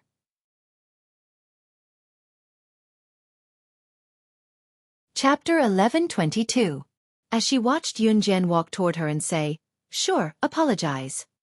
Gu Qizi's smile became even more obvious. Indeed, under the gaze of the instructors, even Yun Jian did not dare to be presumptuous. Wasn't she still walking toward her obediently and apologizing to them? The main thing is to apologize to my big brother Chen. You took advantage of the situation just now. If you hadn't taken advantage of the situation, my big brother Chen wouldn't have lost to you. When Gu Qizi saw Yun Jian walking toward her, she thought that Yun Jian's apology to the Invincible Gang was inevitable. Thus, she even reminded Yun Jian to apologize to her big brother Chen. It was important that Yun Jian apologize to her big brother Chen. That was not all. Gu Qizi was someone who would take advantage of others. Not only did she want Yun Jian to apologize, but she also wanted to use this opportunity to tell everyone present. It was not that her Invincible Gang's Duan Qingchen was weaker than Yun Jian, but that Yun Jian had taken advantage of the situation and launched a sneak attack. That was how she won. At this moment, Yun Jian was standing less than half a meter in front of Gu Qizi. At the thought that Yun Jian was about to apologize to her, Gu Qizi smiled. Seeing that Yun Jian did not speak, she waited for a while and then urged her, "Hurry up and apologize. Hurry up and apologize, you." Before Gu Qizi could finish speaking, Yun Jian's voice rang out. "Taking advantage of the situation? Are you referring to that?" Just as she said this, Yun Jian reached out her right hand and raised it slightly. In the next second, she threw her right hand out and slapped Gu Qizi's face. This slap, along with Yun Jian's words, caused Gu Qizi to fall to the ground. Her face burned from the slap. Gu Qizi did not react for a long time.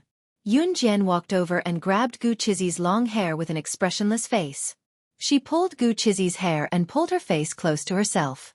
Then, Yun Jian smiled coldly. "You! How dare you hit me? Instructor, she!" Yun Jian flung Gu Qizi away violently. Then, he dragged his scalp close to Yun Jian's head. She had just been overwhelmed by the pain and wanted to curse Yun Jian viciously when she saw Yun Jian's murderous eyes. Gu Qizi was frightened and hurriedly asked the instructor for help. However, just as Gu Qizi's cry for help sounded, Yun Jian raised her hand and gave Gu Qizi another slap. She stopped Gu Qizi from calling for help from the instructors. Everyone present was stunned by Yun Jian's ruthless skills. Even the instructors in the distance felt a chill run down their spines. Yun Jian gave Gu Qizi a second slap. Just as she was about to give Gu Qizi a third slap, Duan Qinchen's male voice sounded from the side. "Qizi is my sister. Give me some face. Don't hit her." Duan Qingchen looked at Yun Jian in a daze. Her sweet and pleasant face was mesmerizing. There were always people in this world who felt that they were some powerful figure. They felt that as long as they showed up, the other party would definitely give them some face. Hearing Duan Qinchen's voice, Yun Jian was already giving him face by not laughing out loud. Yun Jian loosened her grip, letting go of Gu Qizi's hand. Duan Qingchen thought that Yun Jian was giving him some face, so she let go of Gu Qizi's hand. He was elated. As expected, she must be interested in me. Just as Duan Qingchen thought of that, Yun Jian had already let go of Gu Qizi's hand and stood up. She glanced sideways at Duan Qingchen. At that moment, The murderous intent of a special agent was on full display. She looked at Duan Qinchin with her sharp eyes and curled her lips coldly. I heard that you used martial arts to defeat the 6 members of Team Monarch. At this point, Yun Jian smiled mockingly at Duan Qinchin and continued, Then today, I'll use martial arts to send you to your grave. Yun Jian knows martial arts too. Chapter 1123. Martial arts were different from Taekwondo, Sanda, and grappling. It required long-term persistence. Of course, mastering martial arts could improve a person's reaction speed and agility, which were essential in combat. Those who could learn martial arts usually started practicing when they were very young. Therefore, when they heard that Yun Jian actually knew martial arts, everyone present was completely shocked. Yun Jian, you actually know martial arts? Chu Ning, who was standing nearby, looked at Yun Jian in a daze and asked in surprise. Genius. She's a genius. She actually knows martial arts.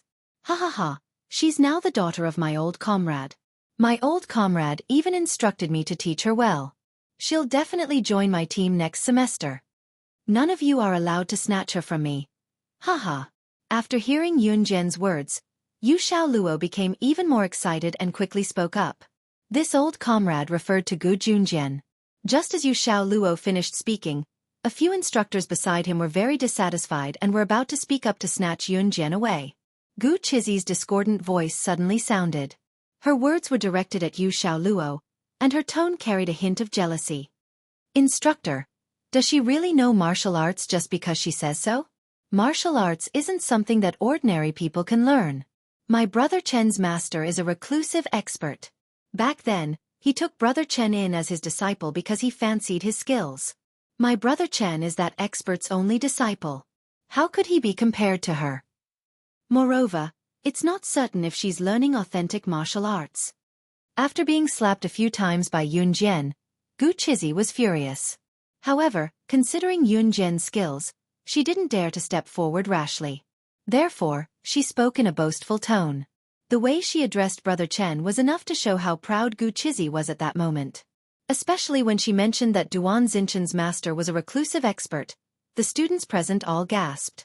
Some of them even exclaimed, Wow! After all, in this era, the term hidden expert gave people a lot of room for imagination. There were even some people who felt that hermit experts were existences that were on par with immortals. Hearing the exclamations of the surrounding students, Gu Qixi proudly raised his chin. Bragging about her brother Chun felt like she was bragging about herself. After Gu Qixi finished speaking, Duan Qinchin kept staring at Yun Jian. When Gu Qixi finished speaking, Duan Qinchin also said something that sounded very manly. I don't want to do anything to you. It wouldn't be good if I hurt you. Duan Qinchin's gaze dimmed slightly as he spoke. The way he looked at Yun Jian was extremely gentle, just like how a young man would look at a girl. Those who didn't know better would think that there was something going on between him and Yun Jian. Then let's fight. Yun Jian pursed her lips. Before she could say anything, a familiar and magnetic male voice came from the door. When he turned around, he saw Ce walking in through the cafeteria's main entrance. Mo Sen and Adam followed closely behind him. Duan Qinchin raised his brows. He saw the handsome Ce's tall figure suddenly appear and stand beside Yun Jian. A bad premonition spread throughout his body. Duan Qinchin furrowed his brows as he looked at the outstanding man in front of him and asked, Who are you? Chapter 1124. The moment Ce finished speaking, Duan Qinchin's face turned as black as charcoal. She actually has a man. Duan Qinchin only had one thought at that moment. The girl that he had finally taken a liking to was already with a man. At that moment, Duan Qinchin saw Yun Jian nestled in Ce's arms in front of everyone. She lifted her head slightly and looked at Ce. She pursed her beautiful red lips and asked softly, Why are you here? Her soft, feminine voice melted Ce's heart. Ce's heart was about to melt. Of course, Yun Jian would only reveal such a girlish expression when she was with Ce. When Ce heard Yun Jian's gentle voice, he felt that even if she asked him to die, he would fulfill her request without hesitation. His face that was flat and emotionless as if it would be cold and emotionless for the rest of his life revealed a handsome expression that was only reserved for Yunjian. "I'm here to sign up." Looking at Yunjian's petite face, Ce almost kissed her tender lips in front of everyone, but he held himself back in the end. He looked at Yunjian with a gentle gaze and spoke softly. "Sign up." Yunjian raised her brows slightly and repeated in surprise. "Sign up?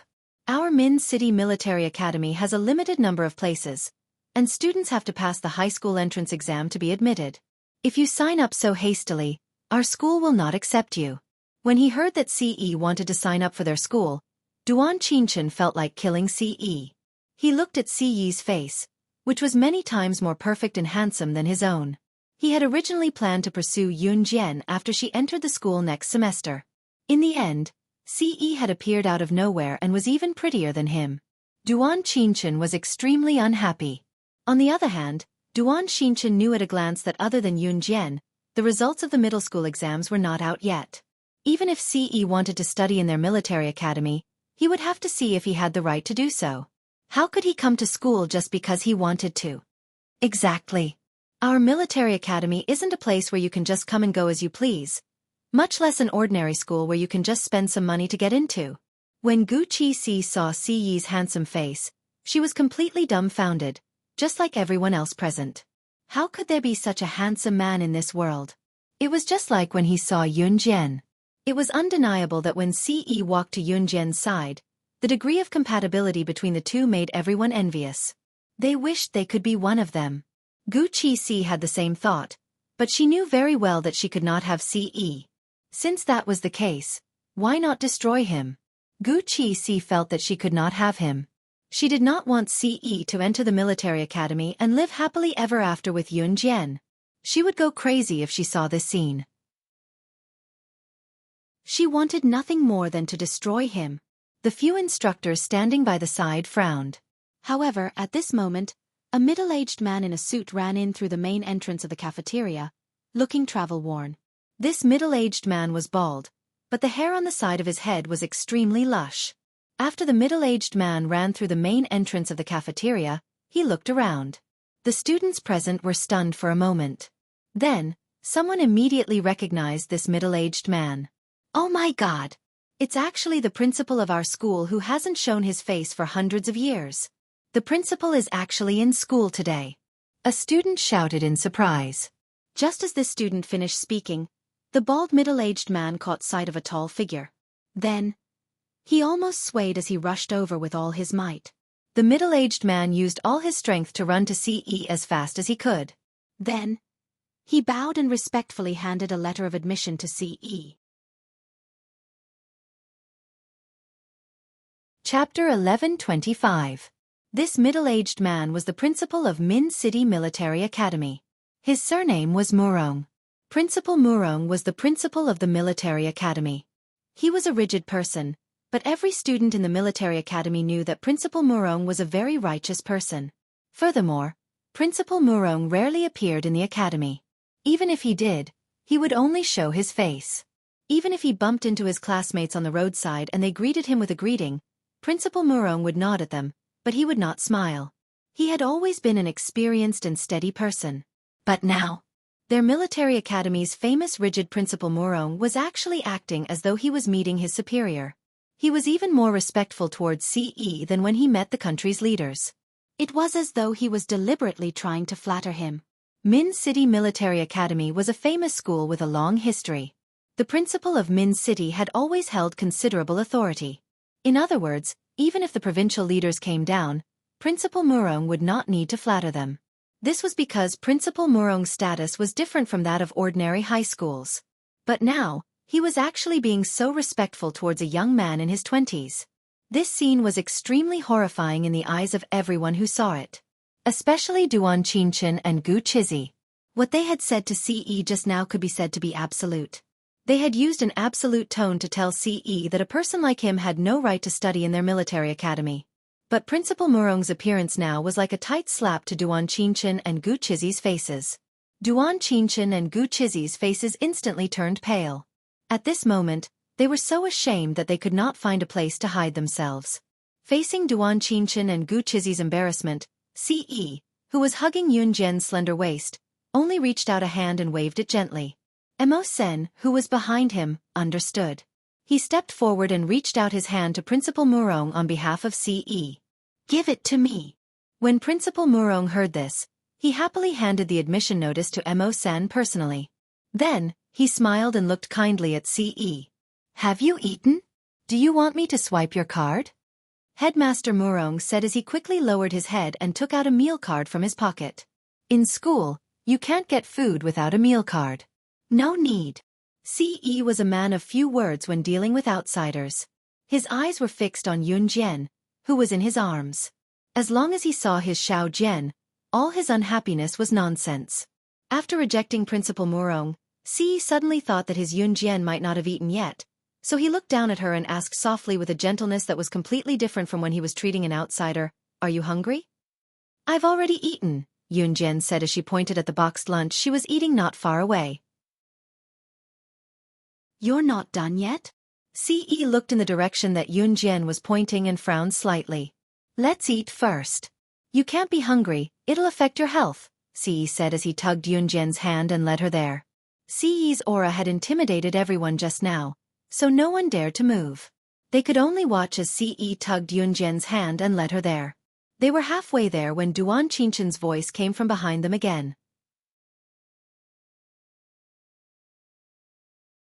Chapter 11:26. Seeing Ce groping Yun Jian and even holding Yun Jian's hand as they walked to the dining table like a couple, Duan Qingchen could not take it anymore. Duan Qingchen had always known that he was outstanding and worked harder than others when he was young. When he grew up, he even became the representative of other people's children. Some time ago, he even took on the 6 members of Team Monarch and was later given the title of Young God of War. All of this made him very confident, and he looked at the people around him in a higher light. Duan Qinchen's standard for choosing a partner was that ordinary girls were not good enough for him. However, ever since he saw Yun Jian, Duan Qingchen felt that his spring had arrived and it was time for him to fall in love. Duan Qingchen felt that he had fallen in love with Yun Jian at first sight. Especially when Yun Jian stood in the crowd as if she was the king of the world. Duan Qingchen felt his heart roaring and boiling. Only a girl like her was good enough for someone as outstanding as him. However, Duan Qingchen did not expect that Yun Jian already had a man. Therefore at that moment, Duan Qingchen only had one thought, and that was to get Ce out of his sight. He did not even consider why Principal Murong was so respectful to Ce. Just as Duan Qingchen finished speaking, everyone present looked over as if they were about to watch a good show. Principal Murong was originally respectful to Ce, but when he heard Duan Qingchen speak to Ce in such a tone, he was so scared that he trembled. "Shut up! Shut up! Shut up!" Principal Murong's face froze when he heard Duan Qingchen provoking Ce. He immediately yelled at Duan Qingchen. "This big shot is not someone you can provoke as you please." Principal Murong yelled at Duan Qingchen. Duan Qingchen was even more indignant after being yelled at by the principal. "I accept." Just as Principal Murong was about to burst into tears from Duan Qinchen's idiocy, Ce's deep and forceful voice rang with a hint of sharpness in his tone. "The big shot actually agreed?" Principal Murong nearly broke out in a cold sweat. Ce looked down at Yun Jian with a smirk as he lowered his tall body to Yun Jian's ear. "Xiao Jian, what do you want him to do if he loses?" Ce then continued. "Break his arm? Break his leg? Or break his head?" Despite the gory words coming from Ce's mouth, they sounded so serious. Everyone who heard this felt their hair stand on end. He could actually say such words in such a relaxed manner. Duan Qingchen could not help shuddering. If he loses, he'll get out of the school. Yun Jian narrowed her eyes. Duan Qingchen took a deep breath. Compared to Ce's ruthlessness, Yun Jian was much gentler. Yun Jian had told him to scram, but compared to what Ce had said, Yun Jian did not break his limbs. Could it be that she was reluctant? Duan Qingchen could not help thinking that she must be interested in him as well. After all, a guy like Ce was probably just a pretty boy despite his flawless looks. Duan Qingchen, on the other hand, was a pretty boy whose strength and looks were on par. Just as Duan Qingchen thought about it, Yun Jian spoke again, "Because I don't want to see disgusting things hovering in front of me when I enroll." Yun Jian paused before continuing. Or if he loses, I'll break all his meridians so that he can't practice martial arts for the rest of his life. Chapter 11:27. Duan Qinchen's last bit of hope was shattered when he heard Yun Jian's words. Was he really that unbearable in her eyes? Whatever Xiao Jian says. Ce caressed Yun Jian's head softly. Yun Jian's hair was tied up in a high ponytail, looking spirited from both afar and close up. Usually, there were many girls in school who liked to wear their hair down. However, many schools had rules that forbade girls from wearing their hair down and had to tie it up in ponytails. Many girls did not know that a girl's true beauty came from her heart. Just like this high ponytail, it gave off a domineering and spirited vibe. Yun Jian liked to tie her hair up in such a high ponytail as well. The hairstyle suited her as well. Although she didn't look as feminine as some girls, she vividly reflected her unique beauty, which was something that no other girl could compare to. Ce stroked her hair softly, his movements smooth as well. Looking at Ce's gentle gaze, Duan Qinchen, who stood a distance away, could not hold himself back. Due to his confidence, Duan Qinchen told Ce, "Fine. If you lose, you're out of the military academy. If I lose, not only will I be kicked out of the academy, I'll cripple all my meridians and never practice martial arts again." Duan Qinchen's words stunned everyone present. "Chen Gij, are you crazy? Is it just for her?" Gu Qixi was shocked by Duan Qinchen's actions and roared at him with a finger pointing at Yun Jian. "Qixi, move away." Duan Qinchen pushed Gu Qixi away and went to Ce. "No, I won't." Even if Gu Qixi was dumb, she could tell what Duan Qinchen thought of Yun Jian. She would be dumb if she let go now. Duan Qinchen's gaze darkened. He could not take it anymore and his heart skipped a beat before he flung Gu Qixi away. "Qixi, stay out of my business." As he spoke, Duan Qinchen went closer to Ce. Ce smirked and rubbed Yun Jian's head before leaning down to steal a kiss on Yun Jian's red lips right in front of Duan Qinchen. Some of the people present even shrieked when they saw the scene. "Wow!" Duan Qinchen's heart wrenched at the sight as he bellowed and charged at Ce. "Go to hell! Go to hell!" Ah! Duan Qinchen bellowed as he sprinted towards Ce without a care for his image. Ce's eyes narrowed. Sure enough, Duan Qinchen, who had been learning martial arts since he was a child and had even learned martial arts from an expert, was different from the people he had met before. "Ah, they're fighting. They're so fierce. I think Duan Qinchen is going to win." "Isn't that so?" Duan Qinchen fought against the 6 members of Team Monarch a while ago and defeated 5 of them. The woman who wasn't defeated was defeated as well. That guy is probably just a pretty boy. He's just a little good-looking and doesn't have any real skills. Otherwise, why haven't we heard of his name? That's right. The chatter of the people present could be heard. However, the group of people who were complaining had only just reached this point. Duan Qinchen was already in front of Ce. He lifted his leg and kicked Ce, who was still hugging Yun Jian, in an attempt to kick Ce's hand away from Yun Jian.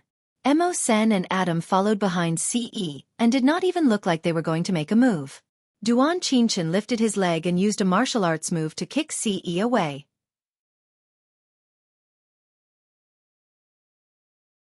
Chapter 11:28. Duan Xingchen lifted one leg and used the other leg to spring up from the ground near Ce. Then, he used both legs to propel himself forward. One of his legs was straight while the other was also off the ground. However, it was bent into a triangular shape and kicked towards Ce. At the same time, Duan Xingchen was extremely fast. Although he wasn't as fast as Yun Jian, his speed was definitely in the top 3 among the colonels in Min City Military Academy. Duan Xingchen dared to fight in front of Headmaster Murong. Everyone present couldn't help but break out in cold sweat for him. However, Headmaster Murong wasn't concerned about a student breaking the school rules and fighting in public.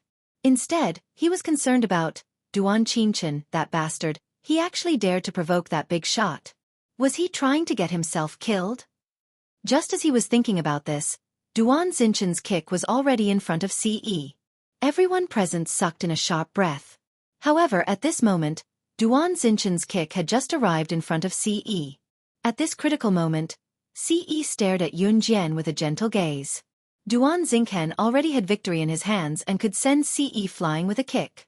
Ce suddenly stretched out his hand and grabbed forward with his large, fair hand. He didn't even turn his head to look. That slender palm caught Duan Qinchen's 2 feet in front of him in an instant. He didn't even look up as he grabbed Duan Xinchen's leg. Everyone present was shocked by this action. He actually grabbed Duan Xinchen's leg without even looking. Duan Xingchen had also leaped into the air and kicked towards Ce. If Ce could grab Duan Xinchen's leg, it would be equivalent to lifting Duan Xinchen's entire body weight with one hand. Ce was tall and not fat at all. His body proportions were perfect. However, just by looking at Ce's figure, it was impossible to tell that he had such strength. Just as everyone was thinking about this, Ce suddenly grabbed Duan Qinchen's leg. He led Duan Qincchen to the side and threw him to the side. Boom! Not long after, Ce smashed Duan Qincchen onto the ground. His entire body trembled as he lay on the ground. He stretched out his hand, and without even looking at Duan Qincchen, who was about to kick him, he grabbed Duan Qinchen's leg and flung him away. His eyes were fixed on Yun Jian the whole time. This was simply a blind arrest. With Duan Qinchen's speed, even if they saw it, it would be hard for them to react in time, let alone grab Duan Qinchen's leg and fling him away without even looking. Duan Qinchen's strength had been reduced to nothing by Ce at this moment. Cough cough cough, Duan Qincchen lay on the ground. His heart almost exploded from being flung away by Ce. Adam, destroy his meridians. He will never be able to enter Min City's military academy. Before anyone could react, Ce's cold and emotionless voice rang out. Yes. Adam obeyed and walked over. Everyone present was so scared that their faces turned pale. Was he really going to destroy him? After Ce finished his sentence, he grabbed Yun Jian's hand and walked out of the canteen. Hey Yun Jian, are you leaving? Chu Xiangnan stopped Chu Ning just as she was about to follow them. You're going to be a third wheel. Chu Xiangnan chuckled. At this moment, Yun Jian had been dragged by Ce to a small forest in the canteen. There was no one around. Didn't you say that the Enhun organization was busy? Why are you back so soon? Yun Jian asked as she leaned into Ce's arms. We're going to Yulong mainland tomorrow. I'll be back to accompany you. Ce hugged Yun Jian as he held Yun Jian's hand. He looked at Yun Jian tenderly.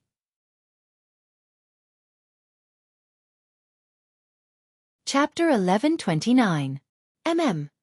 Yun Jian nodded after hearing Ce's words. Just as she was about to say something, Duan Qinchen's blood-curdling screams and Gu Chizi's desperate cries came from the cafeteria. Ah, Brother Chen. No. Needless to say, Adam must have crippled Duan Qinchen's meridians and helped him fulfill his promise. Affected by the atmosphere, Ce frowned and dragged Yun Jian back to the military school cafeteria. Inside the military school cafeteria, Duan Qinchen's limbs were crippled and he lay paralyzed on the ground. Seeing this, Headmaster Murong, as the headmaster of the military school, should have stepped in to stop this, but he did not dare to say a word. It was Duan Qinchen's fault for messing with that big shot for no reason. Headmaster Murong did not dare to intervene at all. The instructors stood rooted to the ground and gulped. They saw Ce pulling Yun Jian into the cafeteria.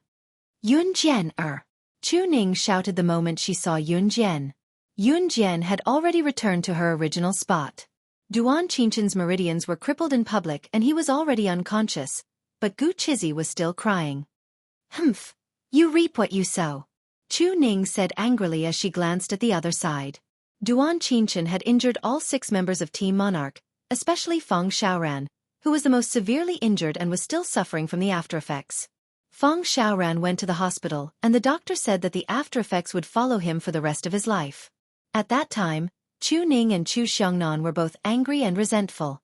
Duan Qincchen had won the admiration of the entire school because of that battle, but he had severely injured all 6 members of Team Monarch and caused them to be despised by the entire school. Chu Ning and the others trained so hard because they wanted to defeat Duan Qincchen.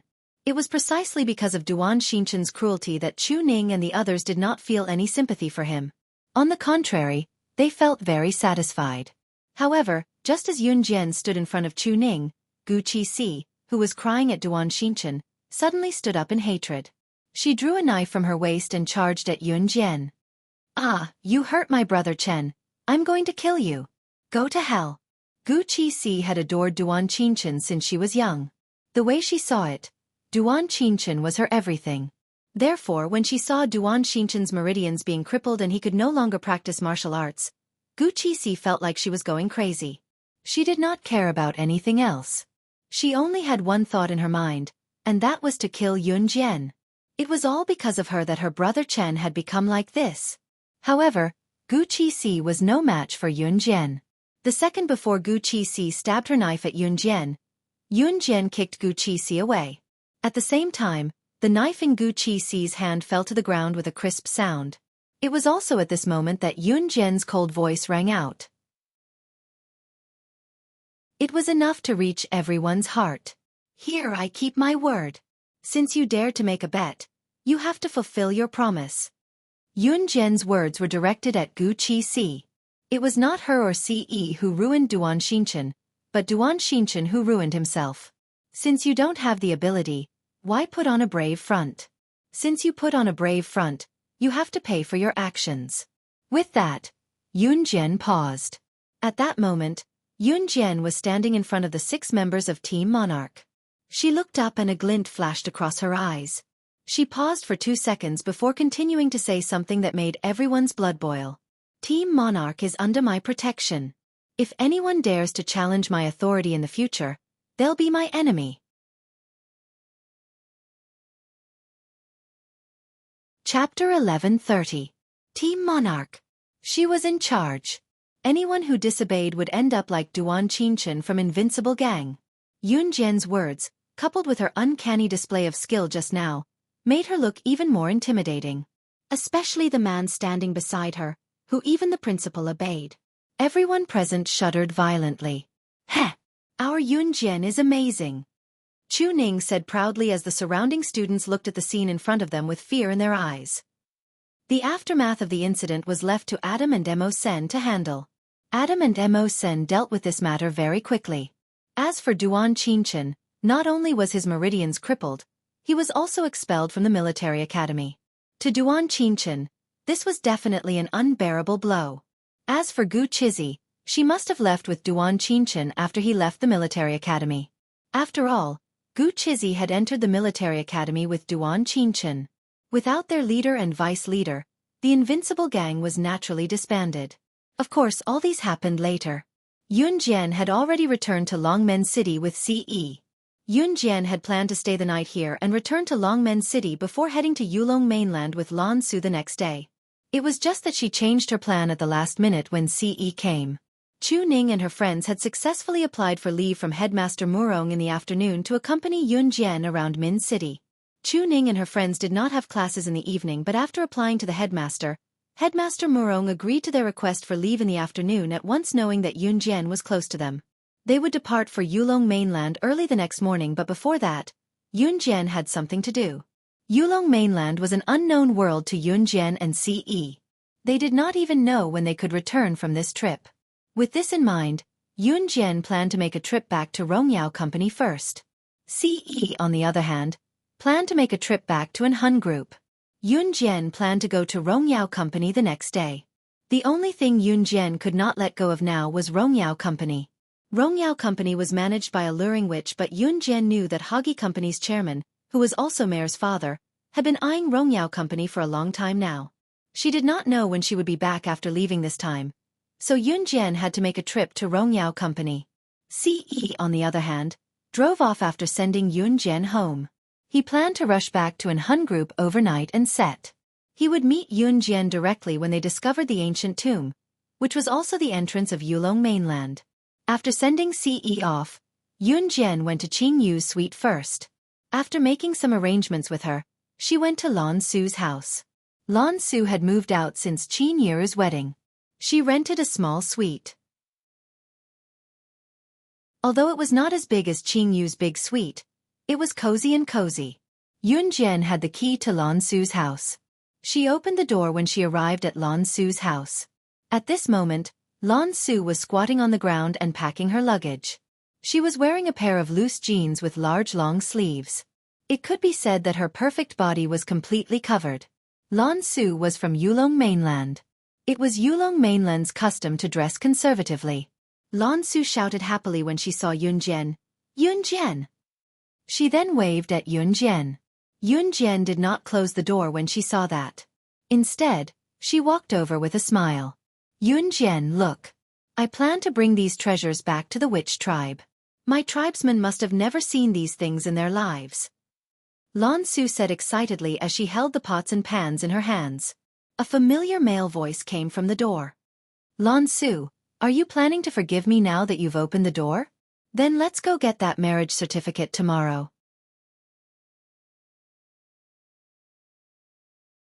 Chapter 1131.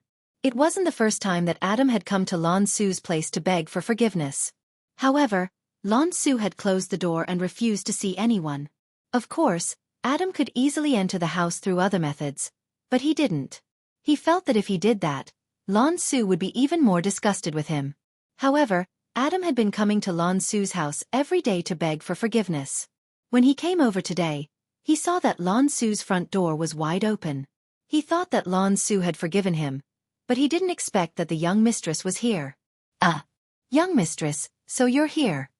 Adam paused for a moment, then walked in from outside the house. Although that was what he said, Adam was actually thinking in his heart, young mistress, you came at such a bad time. Yun Jian's lips curved slightly. She calmly replied, then turned to look at Lan Su.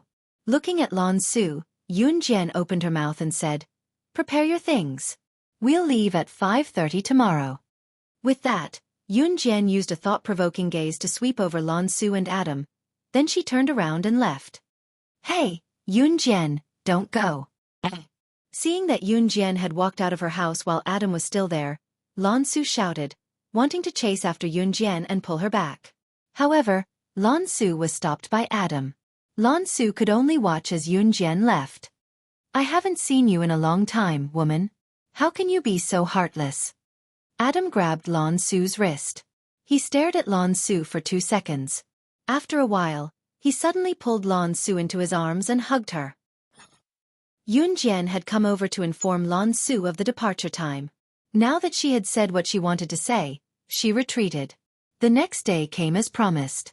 Yun Jian had to leave Longmen City for a while and told Qin Yiru that she was going to visit Siyi's house, so she would only be back after some time. Hearing that Yun Jian was going to visit Siyi's house, Qin Yiru wanted to go with her no matter what. However, she was tricked by Yun Jian with a lie, so she did not tag along. Early in the morning, Qin Yiru made a few steamed buns for Yun Jian. Yun Jian and Lan Su had agreed to meet at East Bus Station. Once Yun Jian arrived, she saw 2 silhouettes standing not far away. It was none other than Lan Su and Adam. Adam was helping Lan Su carry her heavy luggage. She wondered what happened between the two of them after Yun Jian left yesterday. Lan Su's attitude toward Adam was no longer as hostile as before. Yun Jian, this guy is pestering me. Can you chase him away for me? Lan Su ran over when she saw Yun Jian. Her tone, however, did not sound as hostile toward Adam as her words suggested. Young master asked me to protect young mistress. I won't leave. When Adam heard Lan Su's words, he was afraid that Yun Jian would help Lan Su and stop him from going with them. So he quickly stepped forward to speak up for his young master. Yun Jian watched their interaction with a small smile and got on the bus with her backpack. Let's get on. The plane leaves at 6:30.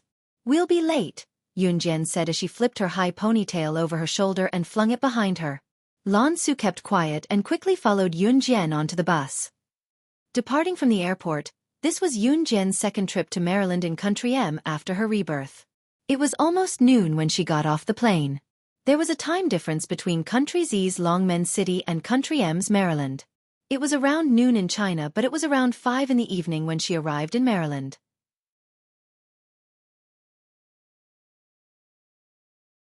Chapter 1132. She thought that Yun Jian was visiting Siyi's house, and Qin Yiru knew that Yun Jian would pass by Maryland in Country M, which was also the university Guxian was studying in. Qin Yiru was a considerate mother. Even if she was not Guxian's biological mother, she felt that she was obligated to treat Guxian well since she was married to Gu Junjian. Moreover, Guxian was treating Qin Yiru very well. During Qin Yiru's wedding the last time, Guxian had even brought back an expensive gift for Qin Yiru from abroad. Qin Yiru had only asked Yun Jian to bring some hometown dishes for Guxian since Qin Yiru had heard from Guxian that he missed the taste of his hometown when he was abroad.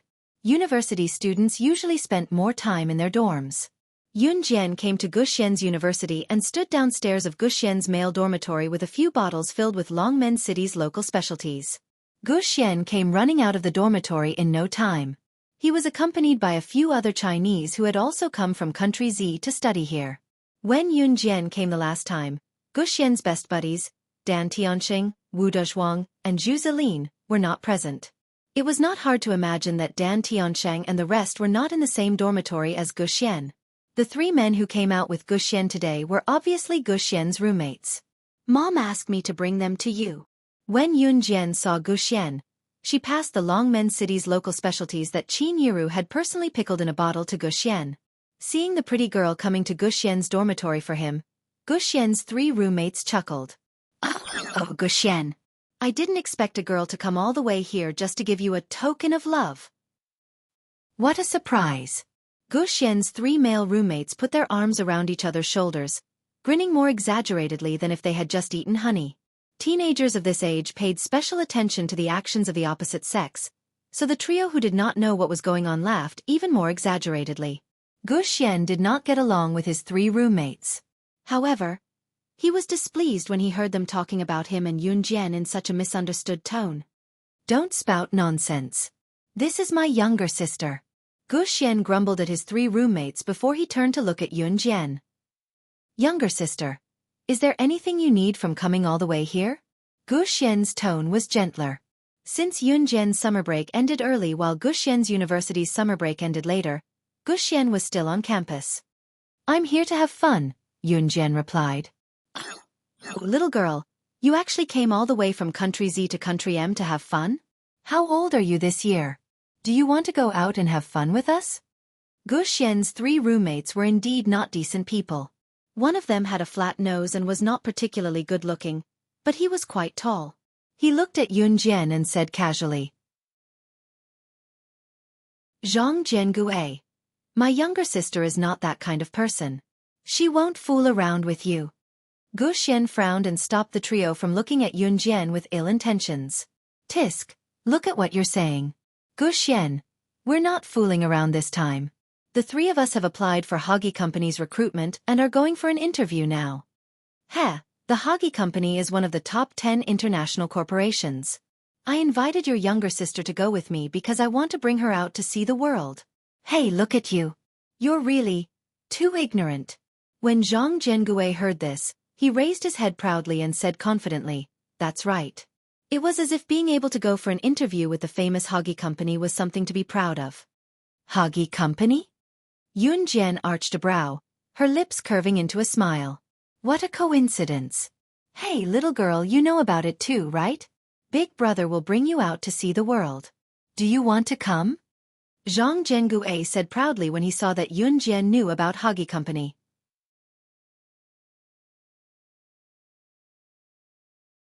Chapter 1133. Hoggy Company was Mare's father's company. At the same time, it was where Mare, who had been pursuing Siren, worked. Hoggy Company had been established for a long time, while Rongyao Company had not been established for a long time.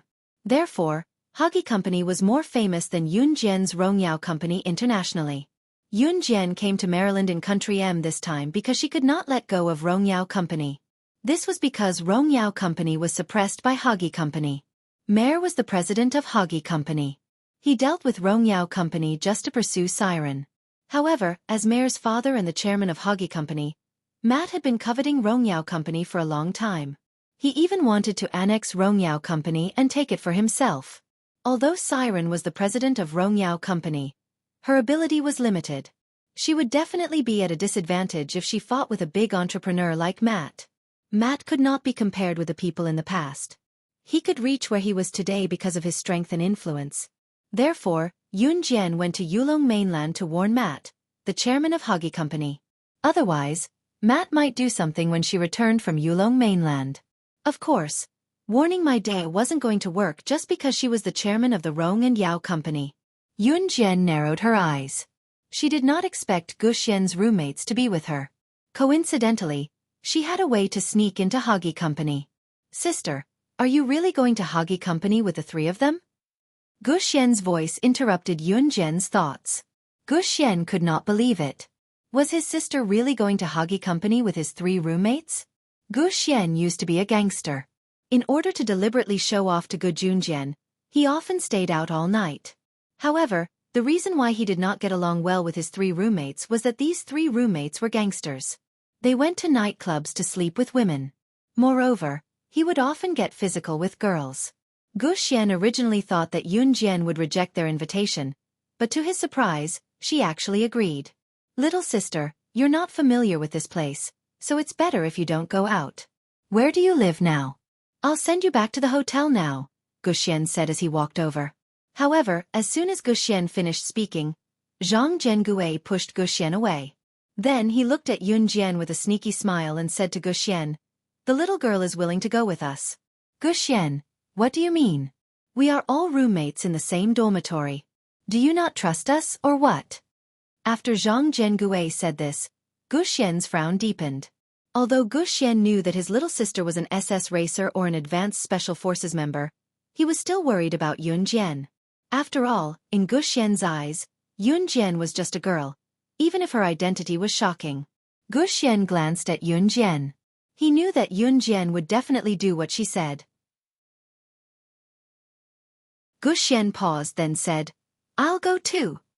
Since Gu Xian wanted to go, Zhang Zhengue and the other two naturally did not stop him. After putting the bottles of pickled vegetables back in the dormitory, the group of them headed to Hoggy's company. The summer vacation was scorching hot. The sun was high up in the sky, and just walking on the streets was enough to make one sweat. Zhang Zhengue was dying from the heat. He glanced at Yun Jian from the corner of his eye.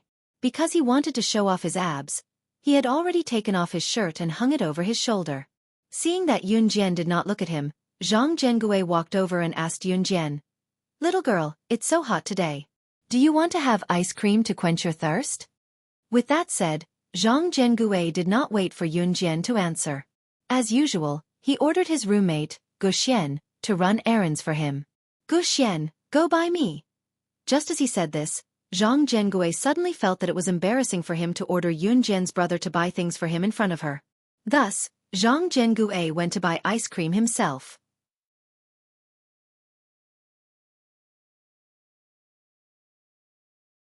Chapter 1134. Because I don't eat ice cream from strangers. But Yun Jian didn't say the last sentence. Yun Jian can eat ice, and she has eaten a lot of snacks like ice cream. Hearing Yun Jian's words, Zhang Zhengue's hand that was about to reach out to Yun Jian obviously stopped. He just went to buy ice cream to flirt with Yun Jian. He didn't think about anything else at all. So when he heard Yun Jian's words, Zhang Zhengue's hand directly stopped. "My sister doesn't eat these things. You can keep them for yourself." Gu Xian resisted the urge to laugh and mock Zhang Zhengue and said seriously. In fact, Gu Xian knew that Yun Jian can eat ice cream. But when he thought about how Zhang Zhengue's three roommates usually ordered him around, and even knew that he came from a good family, they always asked him to treat them. Zhang Zhengue's three roommates didn't help him at all since school started, and they often ordered him to do this and that. Although Gu Xian didn't hear it, he was very unhappy. At this moment, seeing Yun Jian's actions and Zhang Zhengue's deflated look, Gu Xian simply wanted to clap his hands and cheer. Zhang Zhengue heard Gu Xian's words and wanted to flare up, but when he thought about how Yun Jian was in front of him, he held back. "Hey, since little sister doesn't like it, then I'll eat it." In order to please Yun Jian, Zhang Zhengue only bought one ice cream. When he heard Yun Jian say that she didn't want to eat it, Zhang Zhengue ate it himself. The few of them walked together and arrived at the entrance of Hoggy Company. Hoggy Company, like Rongyao Company, was headquartered in Maryland, Country M. Like Rongyao Company, there were guards at the entrance of Hoggy Company during the day. Only the official employees of Hoggy Company could enter the company. After arriving at the entrance of Hoggy's company, Gu Xian paused for a moment, then said to Zhang Zhengue and the others, "My sister and I are at the entrance, you guys can go in." "Since we're already here, how can we not go in?" When Zhang Zhengue heard Gu Xian's words, he knew that Gu Xian thought that he couldn't bring them into Hoggy's company. After all, a big company like this didn't allow outsiders to enter. Hey, I know that such a big company doesn't allow outsiders to enter, but since I can bring you all here, I can't let you all wait for us at the door, right? Zhang Zhengui's words sounded as if he had something to do with Hoggy Company, and even represented Hoggy Company. As soon as Zhang Zhengui finished speaking, Gu Xian's roommate, who was with Zhang Zhengui, followed up with a rather proud tone. Gu Xian, don't you know who Zhengui is? His uncle works at Hoggy Company. It's easy for him to bring you all into the company. His words were full of pride. It was as if Zhang Zhengui's relative working at Hoggy Company was a great thing. So, can we go in? After Zhang Zhengui and the others had bragged in front of her and Gu Xian, Yun Jian said faintly. Hey, I'll ask my uncle to come out and pick us up. Zhang Zhengui made a phone call. After a while, a middle-aged man in a suit came out of Hoggy Company and brought everyone into the company. That's my uncle. My uncle is from Hoggy's company. Zhang Zhengui wanted to show off his skills as soon as he stepped into the company, but he was interrupted by Zhang Zhengui. Just as he was about to brag, a tall figure appeared in front of everyone. At this moment, the tall figure was being escorted by a group of bodyguards. Ah, isn't that Hoggy Company's CEO, Mayor? Zhang Zhengui shouted. Then, he wanted to show off his knowledge in front of Yun Jian, so he deliberately coughed twice. After adjusting his state of mind, he continued, This Hoggy Company's CEO Mayor is not a simple person. Seeing Mayor pass by in the distance, Zhang Zhengui was just bragging to Yun Jian when Gu Xian's voice sounded.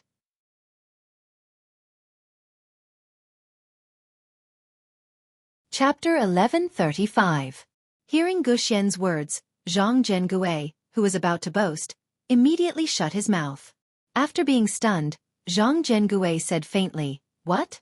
That's the CEO of Hoggy Company.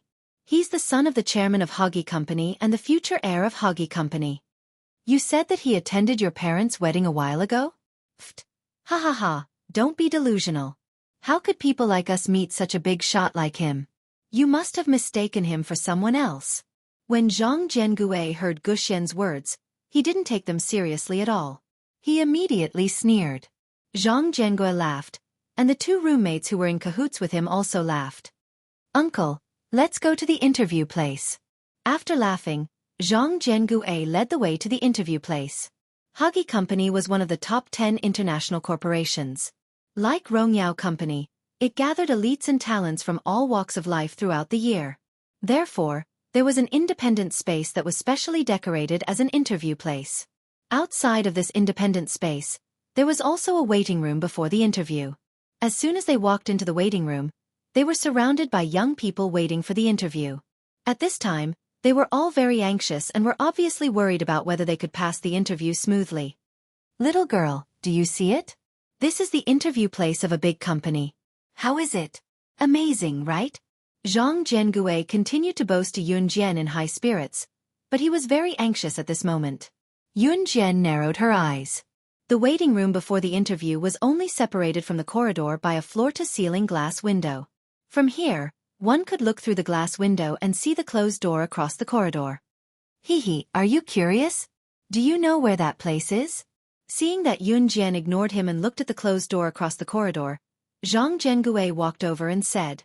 Yun Jian still ignored him. She naturally knew where that place was. From the moment she heard that Zhang Zhengui and his group were going to interview at Hoggy Company, she already knew the structure of this place like the back of her hand. It could even be said that the reason she agreed to enter the company with Zhang Zhengui and his group today was because she knew that opposite the interview waiting room that's the meeting room for the leaders of Hoggy Company. Zhang Zhengui continued to boast. Even if Yun Jian ignored him, he couldn't stop bragging. Do you know why the CEO of Hoggy Company was here? Hey, they're having a meeting over there. It's said to be a very important board meeting. Oh? Does that mean the chairman of Hoggy Company will also be here? Zhang Zhengui's roommate also exclaimed in surprise. That's right. After the board meeting, we might have a chance to see the chairman of Hoggy Company. Zhang Zhengui gestured exaggeratedly. It felt like being able to see the CEO of Hoggy Company was a blessing of several lifetimes. However, as soon as Zhang Zhengui's exaggerated boasting ended, he saw from the corner of his eye that Yun Jian had already stepped out of the door of the interview waiting room. She was almost standing at the door of the meeting room. Zhang Jiangue and his group were shocked. Then, with Zhang Jiangue taking the lead, he and his uncle rushed to the front and quickly ran up. Then, Zhang Jiangue looked at Yun Jian and said in a low voice.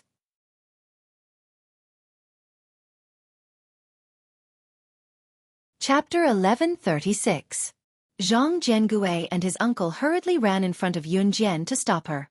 Zhang Jiangue even lowered his voice and said to her. The reason he lowered his voice was because he was afraid that the Hoggy Company board members in the meeting room would hear the noise outside and come out to chase them away. If that happened, Zhang Jiangue might not even be able to pass the interview. If they disturbed the board meeting, even Zhang Jiangue's uncle, who had already become an official employee of Hoggy Company, would probably be fired. Compared to Zhang Jiangue and his uncle's exaggerated behavior, Guxian narrowed his eyes slightly and did not stop them. He knew that his sister was not an ordinary person. This was obvious when she admitted that she was the Racer SS and knew the witch, the chairman of Rongyao Company. The witch, the chairman of Rongyao Company, who was famous for her racing, actually stopped racing for a few years because of Yun Jian and SS. This was the legendary friendship.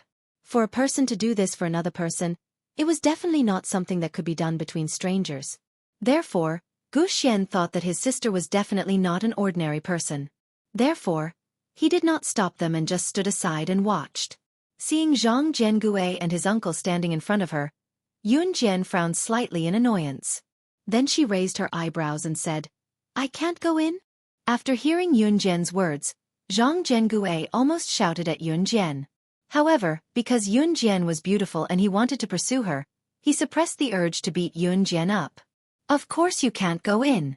The people sitting here are all the leaders of Hoggy Company. And today's board meeting is personally supported by the chairman of Hoggy Company. If you go in, you'll be screwed." Zhang Jiangue suppressed his anger and said to Yun Jian. Just as he said this, he was interrupted by Yun Jian. "Matt is also in there?" "Matt." Zhang Jiangue was stunned when he heard the name. Then, he immediately realized that Matt was the name of the chairman of Hoggy Company. Of course, it's a board meeting today, and it's being presided over by the chairman himself. Zhang Jiangue paused for a moment before continuing. "That's it." However, they heard Yun Jian's red lips curl up. Her slightly raised lips, coupled with her exquisite face, made Zhang Jiangue and the group of men mesmerized. For a moment, they couldn't react. Yun Jian turned her body slightly and bypassed Zhang Jiangue and his uncle who were blocking her way. She reached out her hand and gently placed it on the door handle. Then, she grabbed the door handle and pulled it down. The door creaked, but it didn't open. It was obvious that someone had locked the door. Zhang Jiangue and his uncle were mesmerized by Yun Jian's smile just now. Now that they suddenly saw Yun Jian actually opening the door, the two of them were almost scared out of their wits. However, when they saw Yun Jian open the door, it didn't open because it was locked from the inside. Zhang Jiangue and his uncle heaved a huge sigh of relief. When they came back to their senses, Zhang Jiangue said proudly, "Little girl, this board meeting isn't somewhere you and I can enter. There are many bodyguards inside, and the soundproofing of this room is quite amazing. More importantly, when the board meeting is held, the meeting room will definitely be locked because outsiders can't enter and interfere." Zhang Jiangue just said that he was a member of Hoggy Company and spoke to Yun Jian in the noble and flaunting tone of Hoggy Company. However, he saw Yun Jian take out a small iron wire from her trouser pocket and insert it into the keyhole of the meeting room door. With a click, the door's lock was opened. Zhang Jiangue's words instantly stopped. At this moment, Zhang Jiangue and his uncle, as well as everyone present, were stunned.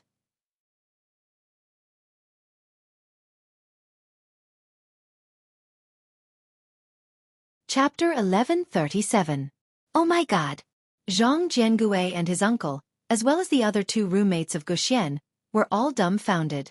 Even if she was a professional lockpicker, she should first look at the lock and ask what was going on before picking the door, right? How could Yun Jian open the door with a thin wire as if she was performing magic? Oh my God, am I living in a movie? The other two roommates of Guxian, one of them who looked quiet but was actually very wild, said in a daze.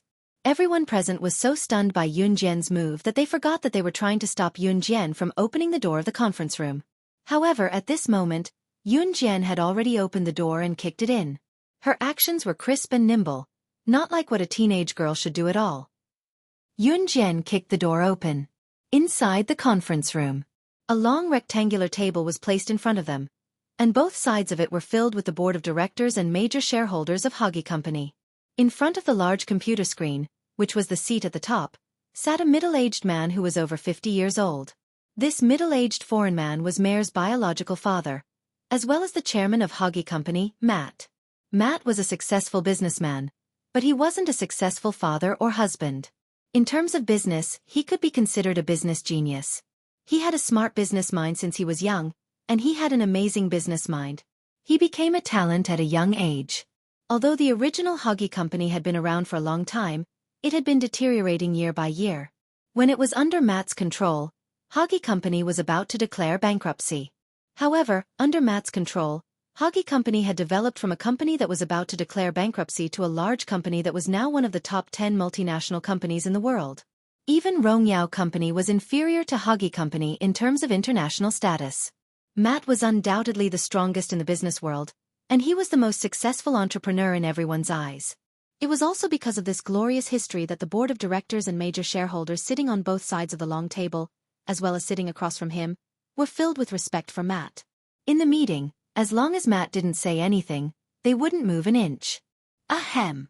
Until Matt coughed softly, then slammed the table and stood up. The board of directors and major shareholders around him were all attentive. I, Matt, have been in the business world for more than 40 years. I, Matt, have been in the business world since I was 8 years old, officially entered the circle at 16 years old, and took over Xueqi Company at 20 years old. I have been the chairman for 30 years now. Rongyao Company is just a junior. Do you think I, Matt, can't beat it? Matt stood and slammed the table angrily. His anger could be felt by the board of directors and major shareholders. Chairman, please calm down. Have some water first. One of the shareholders hurriedly poured a glass of water for my da. Just as he was about to pass it over to my da. Of the... Matt roared even more angrily. Drink my ass. Because... All of you, correct your mentality. I'll give you half a year. In half a year, I want Rongyao Company to be under Xueqi Company's name. Matt was planning to destroy Rongyao Company in half a year. The board of directors and shareholders present were all impressed by Matt's words. However, at this moment, the door was unlocked from the outside with a click, and a beautiful figure came in. At the same time, the owner of this figure looked straight at Matt, and immediately said without hesitation, "You're tuning in to the Xueqi's Martial Arts Saga YouTube channel. Don't forget to subscribe and join us on this journey to catch the most captivating stories."